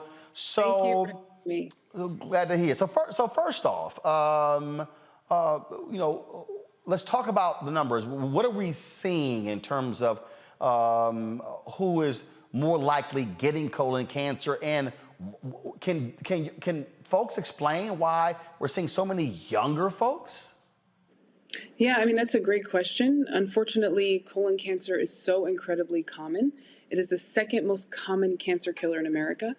And we see that Black folks are more likely to get it, 20% more likely than white people to get it, and 40% more likely to die from the disease. Why? A lot of different reasons. Of course, some of it is the more traditionally, claimed access to care as an issue, but also all across the continuum, right? Which means decreased screening rates. It means, physicians less likely to recommend colonoscopy or other colon cancer screening methods. It means getting to the surgeon after one's been diagnosed and being followed after that diagnosis. So there's so many time points where things get lost and it results in poorer outcomes. So let's talk about, we talk about getting a colonoscopy. Years ago, Katie Couric actually did one live on the Today Show because her husband had died of colon cancer, and she became a huge advocate. So talk about that procedure. Do they put you under? Are you awake? How long does it take? Do you have to take the day off? Stuff like that. All great questions. So I think the most important thing to stress is there are different ways to screen for colon cancer. I think colonoscopy is probably one of the most common methods of doing that in the U.S. And that's a procedure, it's a minimally invasive procedure, which means it can be done in an office setting. Most of the time you are sedated, which means you get a medication that people say gives them the best sleep of their life. The procedure itself usually lasts around 30 minutes or so, and we take a flexible camera, and after you're asleep, we insert it into the large intestine, and we look for tiny abnormal growths called polyps. And so when we talk about colon cancer screening, the important thing to understand is that it can actually prevent colon cancer from occurring. So colon and rectal cancer start out as this small, tiny polyp in most people, and it grows over time. And so if we're able to remove that polyp before it becomes cancer, we can actually prevent the disease altogether. Now, I was reading a story, and I believe the way Chadwick found out there was blood in his stool. So what are common in terms of this? What should we be looking for? What's abnormal? And so what are those typical things that if someone may have colon cancer, what are we looking for? So it's important that you bring that up. I'm glad you did, because most colorectal cancers actually present without any symptoms. But these types of things should absolutely bring you to the doctor no matter what age you are. As you mentioned before, blood in the stool. If you got blood in your stool, go to the doctor. I don't give a damn. Exactly. Don't try to guess what that is. That is never normal. It doesn't automatically mean colorectal cancer, but it means that you need to tell, a healthcare professional about it so you can figure out why that's happening. So definitely blood in the stool. A change in your bowel habits, meaning are they bigger or smaller caliber than usual? Are you going more and less frequently? And we're not talking about a one-off, right? You ate something that didn't agree with you and then you had more bowel movements than normal. But we're talking about this consistency of abnormal bowel habits from your usual. Unexplained abdominal pain. All of a sudden you're suffering from belly pain and you don't really know why it's happening, right? Weight loss that you didn't expect, so not from exercising more, not from eating significantly differently in terms of being more healthful or healthfully conscious, and you're just, putting off weight for no clear reason. Those sorts of things, absolutely you should mention to your doctor. And again, when we talk about these early onset colorectal cancers, meaning like Chadwick Boseman, unfortunately, and many others who are being diagnosed with colorectal cancer under the age of 50, unfortunately, we're seeing this more and more. But a lot of times, these young folks actually have symptoms, the symptoms that we just talked about. And either they're ignored by their doctor or the patient themselves don't see it as a big deal feel because they're young and healthy. But absolutely, if you have any symptoms or any concerns, any family history of colorectal cancer, please discuss this with your doctor or your primary care practitioner to discuss when you should get screened, when a colonoscopy or other diagnostic tests are warranted. Last question for me, then I'm going to go to my panel. Age. Sure. When do we, like for instance, very interesting, when we talk about prostate cancer, they begin to change when they ask, well, do you have a family history? If not, they say, look, you can take the PSI test and see what it shows. But for colorectal cancer, what age should we start? Is it different for men and women? Is it different for African American men and women? Okay, so we say 45 is the new 50. So that means that as a Really? Yes, 45 is the new 50 when it comes to colorectal cancer screening. So now for people who are considered average risk, which means they have no family history of colorectal cancer, no genetic mutations that make colorectal cancer more likely in that individual or their family, if you don't have a history of Crohn's disease or ulcerative colitis, you need to get your butt to the doctor to get screened at age 45. And hold on, if you have no history? Yes, no history. Yep. Damn, I'm hold up. When did the 45 come out? I'm 8 years behind. When did the 45 come out? I hadn't heard 45 before. Yes. So, actually 45 has been the age that's been recommended by many, national gastrointestinal organizations like the American College of Gastroenterology, among others. They actually recommended 45 for African-American black folks for years now. And only recently has the age dropped to 45 for everyone across the board. See, I got black doctors. I ain't heard 45, so I'm just letting you know. Okay, all right. So yeah, so that's why we're here. That's why we're here to discuss this, because I think it's something that a lot of people actually are not aware of. And, the issue is as I said earlier in the segment, Black folks have a higher chance of getting the disease, have a higher likelihood of dying from it. And so we need to educate not only the community, but also the people who are recommending colorectal cancer screening. We need to understand that the age is 45. If you leave with no other information today, understand that you need to get screened at age 45 if you're of average risk, and even earlier if you have certain risk factors, as I alluded to before. Julian, you first. From what I understand, Black men are a third more likely to get colorectal cancer, and doctors are not necessarily steering them in that direction. But then you've got this stuff on TV where they have this little box that says you don't have to get a colonoscopy. You can leave your stool in a box and mail it. That sounds nasty to me. But anyway, you mean the home kit? Because some people are asking that in the chat. Julian, go ahead, and Doc will answer. Go ahead. But first of all, it sounds gross to put your stuff in the box and mail it. But is that more effective? Is it really useful? It seems to me that there's something off with that. So help me out. Yeah, absolutely. I think that sometimes, it can be a little bit overwhelming when we do have a lot of options available to us. But first, I want to dispel the myth that this is a cancer of men, right? Essentially, men and women are of equal likelihood of getting colorectal cancer in their lifetime. So both men and women should both start getting screened at age 45 if you're of average risk. Now, there are many tests available, and colonoscopy is considered, the best test because of that preventive aspect, meaning that if we find one of these precancerous growths, meaning a growth that can become cancerous in the future, we can remove it right then and there. So you can actually prevent colorectal cancer from occurring with colonoscopy. But some people prefer not to have a colonoscopy because it is a procedure. You do have to take the day off of work. Oftentimes you are sedated. And so for people who are of average risk, there are other options available. And one of them, a couple of them involve doing the test at home. And it's actually very simple. I think that we need to kind of destigmatize that ick factor when it comes to stool. Everybody poops. There's a children's book about it, and we just need to embrace the fact that it happens. And so I think that that's part of why, the rates are so high, for this preventable cancer in most. So with the stool tests, there's two main tests. One that you can do at home looks for hidden blood in the stool, so blood that you can't see with the naked eye. The other test, which I think you're talking about, looks at blood in the stool and for abnormal cells of the large intestine. And that's the commercials you see on TV all the time for that type of test. And so both of those tests are very good alternatives to colonoscopy. If the test is positive, though, the understanding is that you must undergo a colonoscopy to figure out why it's positive.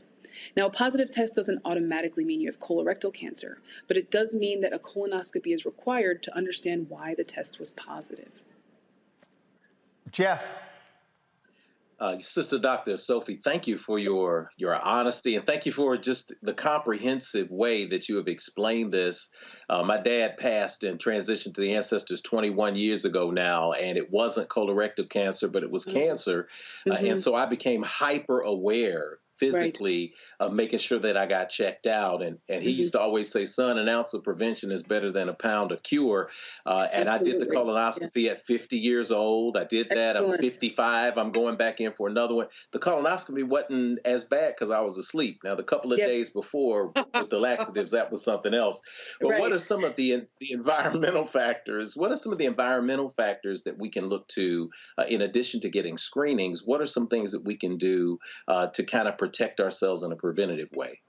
Yes, that is so important because there are things that are modifiable, which means things that are in your power to help decrease your risk. Now we talk about, putting on extra weight. Unfortunately, our country is growing in size as it comes to the midsection, and having a healthy weight and being active, which is really the more important part is being active, not living that sedentary lifestyle is a preventive measure. Not smoking. So if you are smoking, really think about quitting. We talk about lung cancer and emphysema a lot, but it also increases your risk of colorectal cancer and other digestive disease cancers. Eating, a high fiber diet, so getting your whole grains, fruits and vegetables is essential. Minimizing red meat consumption is also a big one that's been seen in studies to be advantageous. And of course, getting screened at the right age, right? So again, 45 is the new 50. If you are 45 years old and you're of average risk, definitely get screened. If you are of high risk for the reasons I mentioned before, like family history, amongst other things, then you should get screened earlier. So those are the things, those are really the main things that you can do to minimize your risk. Makongo. Wow, thank you, Dr. Balzura, for this incredible information. Chadwick and I are the same age, and so when he passed, it hit us like a brick, and still affects us to this day. And so now that you mentioned 45 is the age, I'm getting that done this year. There's no doubt about it. Excellent. What would you like us to do after this broadcast is over, as it relates to spreading the word? You talked about younger populations.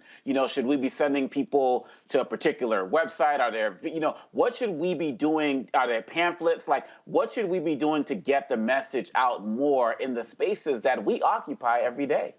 Yes, absolutely. Getting the word out is something that people can do on their own. Spread the word to your families, to your loved ones.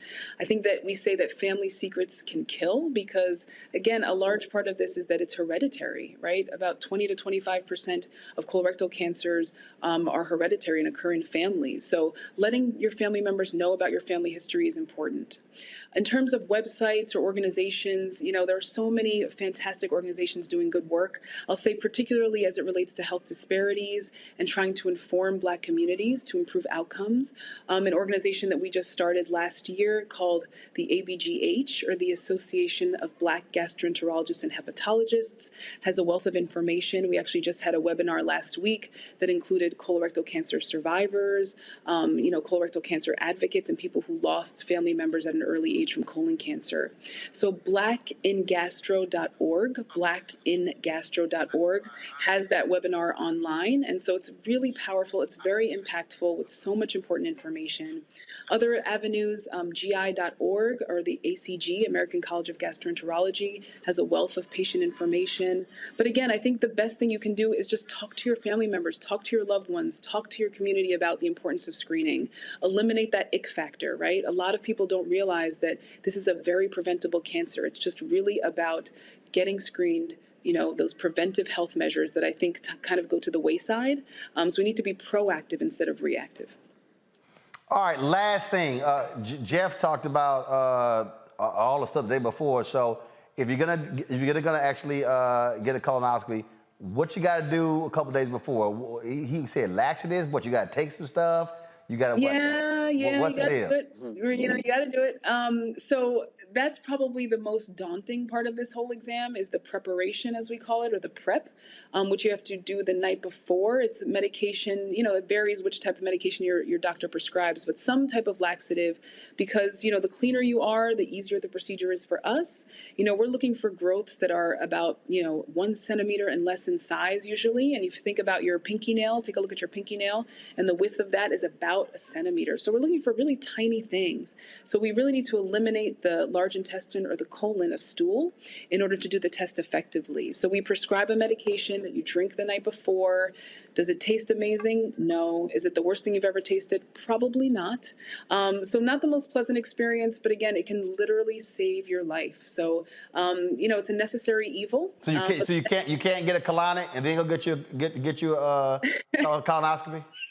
It's not my recommendation. It's not my recommendation. The old-fashioned way with the prescribed medication is really the way to go, and it is, a safe way to clean yourself out. And ultimately, the next day, by the time you arrive for your colonoscopy, you're getting a fantastic sleep, and you're going to get peace of mind knowing that you've done your job to prevent colorectal cancer or find it early should you have it, because the rates of survival when it's found early are really fantastic, over 90%. All right, Dr. Sophia Balzora, I certainly appreciate it. Thank you so very much for joining us. Thank you for having me. All right, folks, just a couple of more items real quick here, folks. That is our in memoriams. First off, Tracy Braxton, singer, reality star. She passed away, folks, Saturday at the age of 50, esophageal cancer. Her family, she had it for a couple of years. Her family didn't tell anyone. They kept it very private. Her sister Tony and the family announced the death, saying she died as the snow was falling. Tracy was a singer whose best-known songs, Last Call and Broken Things, came during the heyday of the reality series Braxton Family Values, which aired for 7 seasons on WeTV. The show followed the singing sisters, Tracy and Tony, Tamar, Trina, and Tawanda, and their extended family. Also, folks, Tracy she often appeared on my TV One show, News One Now, for our we had Wild and Out Wednesday, of course, our comedians on Wednesday. Then, of course, we had our fun segment with different bloggers and others on Thursday. She was often appearing on there. And also in the movie Sinners Wanted, where I played the pastor, Tracy was also in the movie. Every time we got together, trust me, we went at each other. And here's her being real foolish as I'm trying to shoot my scene. This is rolling. We're going to call him Pastor Slick because the glory of the Lord is inconceivable. She needs Jesus. Jesus. Preach, Pastor. Jesus. You want to do that more?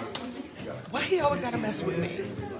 Yeah, we always did crack on each other. And so, again, Tracy Braxton, she is now an ancestor at the age of 50 years old. And this news just came in shortly before I came into the office today. Legendary DJ out of Chicago, Purvis the Blues Man Spann, passed away this morning at the age of 89. He was known as the Blues Man on WVON AM, one of the prominent black DJs on that station called The Good Guys, along with the late Herb Kent. They made WVON a powerhouse in Chicago. He later became the owner of WVON, along with one of those good guys, Wesley South. His broadcast career lasted more than 60 years. He was hired at WVON by Leonard Chess, co-founder of Chess Records, who bought the station in 1963.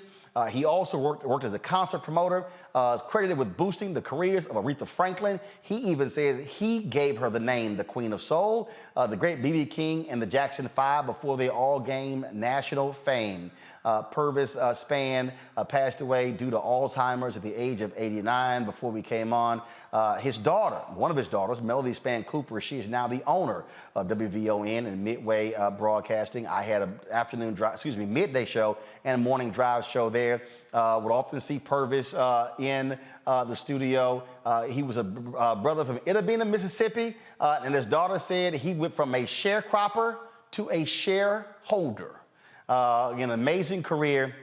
And so I called Melody to give my condolences. And so Purvis was an amazing figure. In fact, he also said he was the first black man to build a 50,000 watt radio station from the ground up and he said it was nothing like driving the Dan Ryan Expressway in Chicago and being able to listen to his station that he built in Memphis. He owns stations in other cities as well. And so Purvis, the blues man span, dead at the age of 89. And so certainly condolences to his family as well, and his wife of 67 years.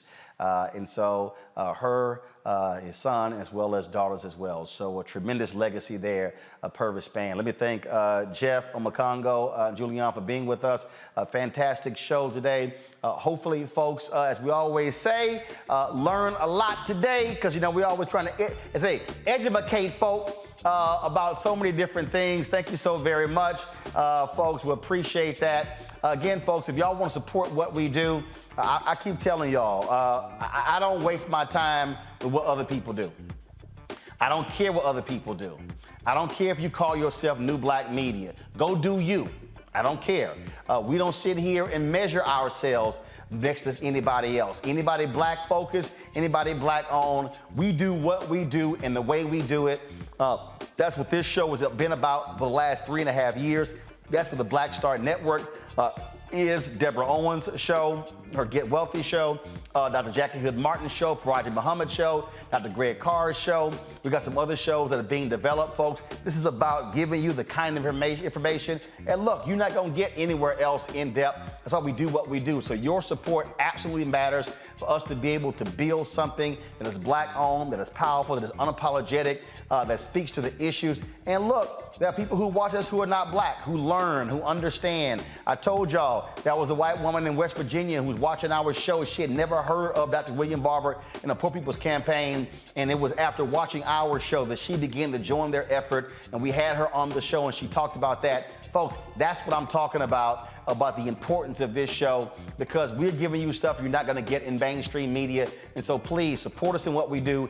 Download our Black Star Network app. We're around 33,000 downloads. We're trying to get 50,000 downloads, and our next goal is going to be 75,000 and 100,000. And of course, you can download it to your Apple phone, your Android phone, Apple TV, Android TV, your Roku device, Amazon Fire, Xbox One, Samsung Smart TV as well. You know, we've got, more than 1,000, we've had almost 2,000 people watching today. Folks, hit the like button if you're on Facebook, if you're on YouTube, and also support us. Your dollars absolutely matter. Our goal is to get 20,000 of our fans contributing on average of $50 a year. That's $4.19 a month, 13 cents a day. And so it matters. If you can't give $50, we understand that. If you want to give it to us monthly, you can do so via PayPal. Just go to our PayPal. And again, you can support us that way. There's some people who send us checks every single month, and I appreciate that. Checks and money orders go to P.O. Box 57196, Washington, D.C. 20037. Cash App is $RM Unfiltered. PayPal is R Martin Unfiltered. Venmo is RM Unfiltered. Zelle is RolandSMartin.com. RolandMartinUnfiltered.com. We had folks who were sitting here giving during the show, and I appreciate that. Jonathan Walker, Latrina Crofton, Tasha Edwards, Amber Height, Herman Houston, Charlene Hobson were all folks contributing as we were live on the air. And I certainly appreciate that. And others who supported us on all different platforms. I thank you so very much. Again, we're building something amazing. Again, your resources make it possible for us to do what we do. Wednesday, I've got my Richard Roundtree interview, the original chef. Man, y'all don't want to miss that interview. It's a fantastic conversation. And, you know, there's some tearful moments we have there talking with Richard. So, man, y'all don't want to miss that. And so, again, please support us in what we do. I'm going to see you guys tomorrow right here on Roland Martin Unfiltered on the Black Star Network. Y'all know how we end the show. Ho!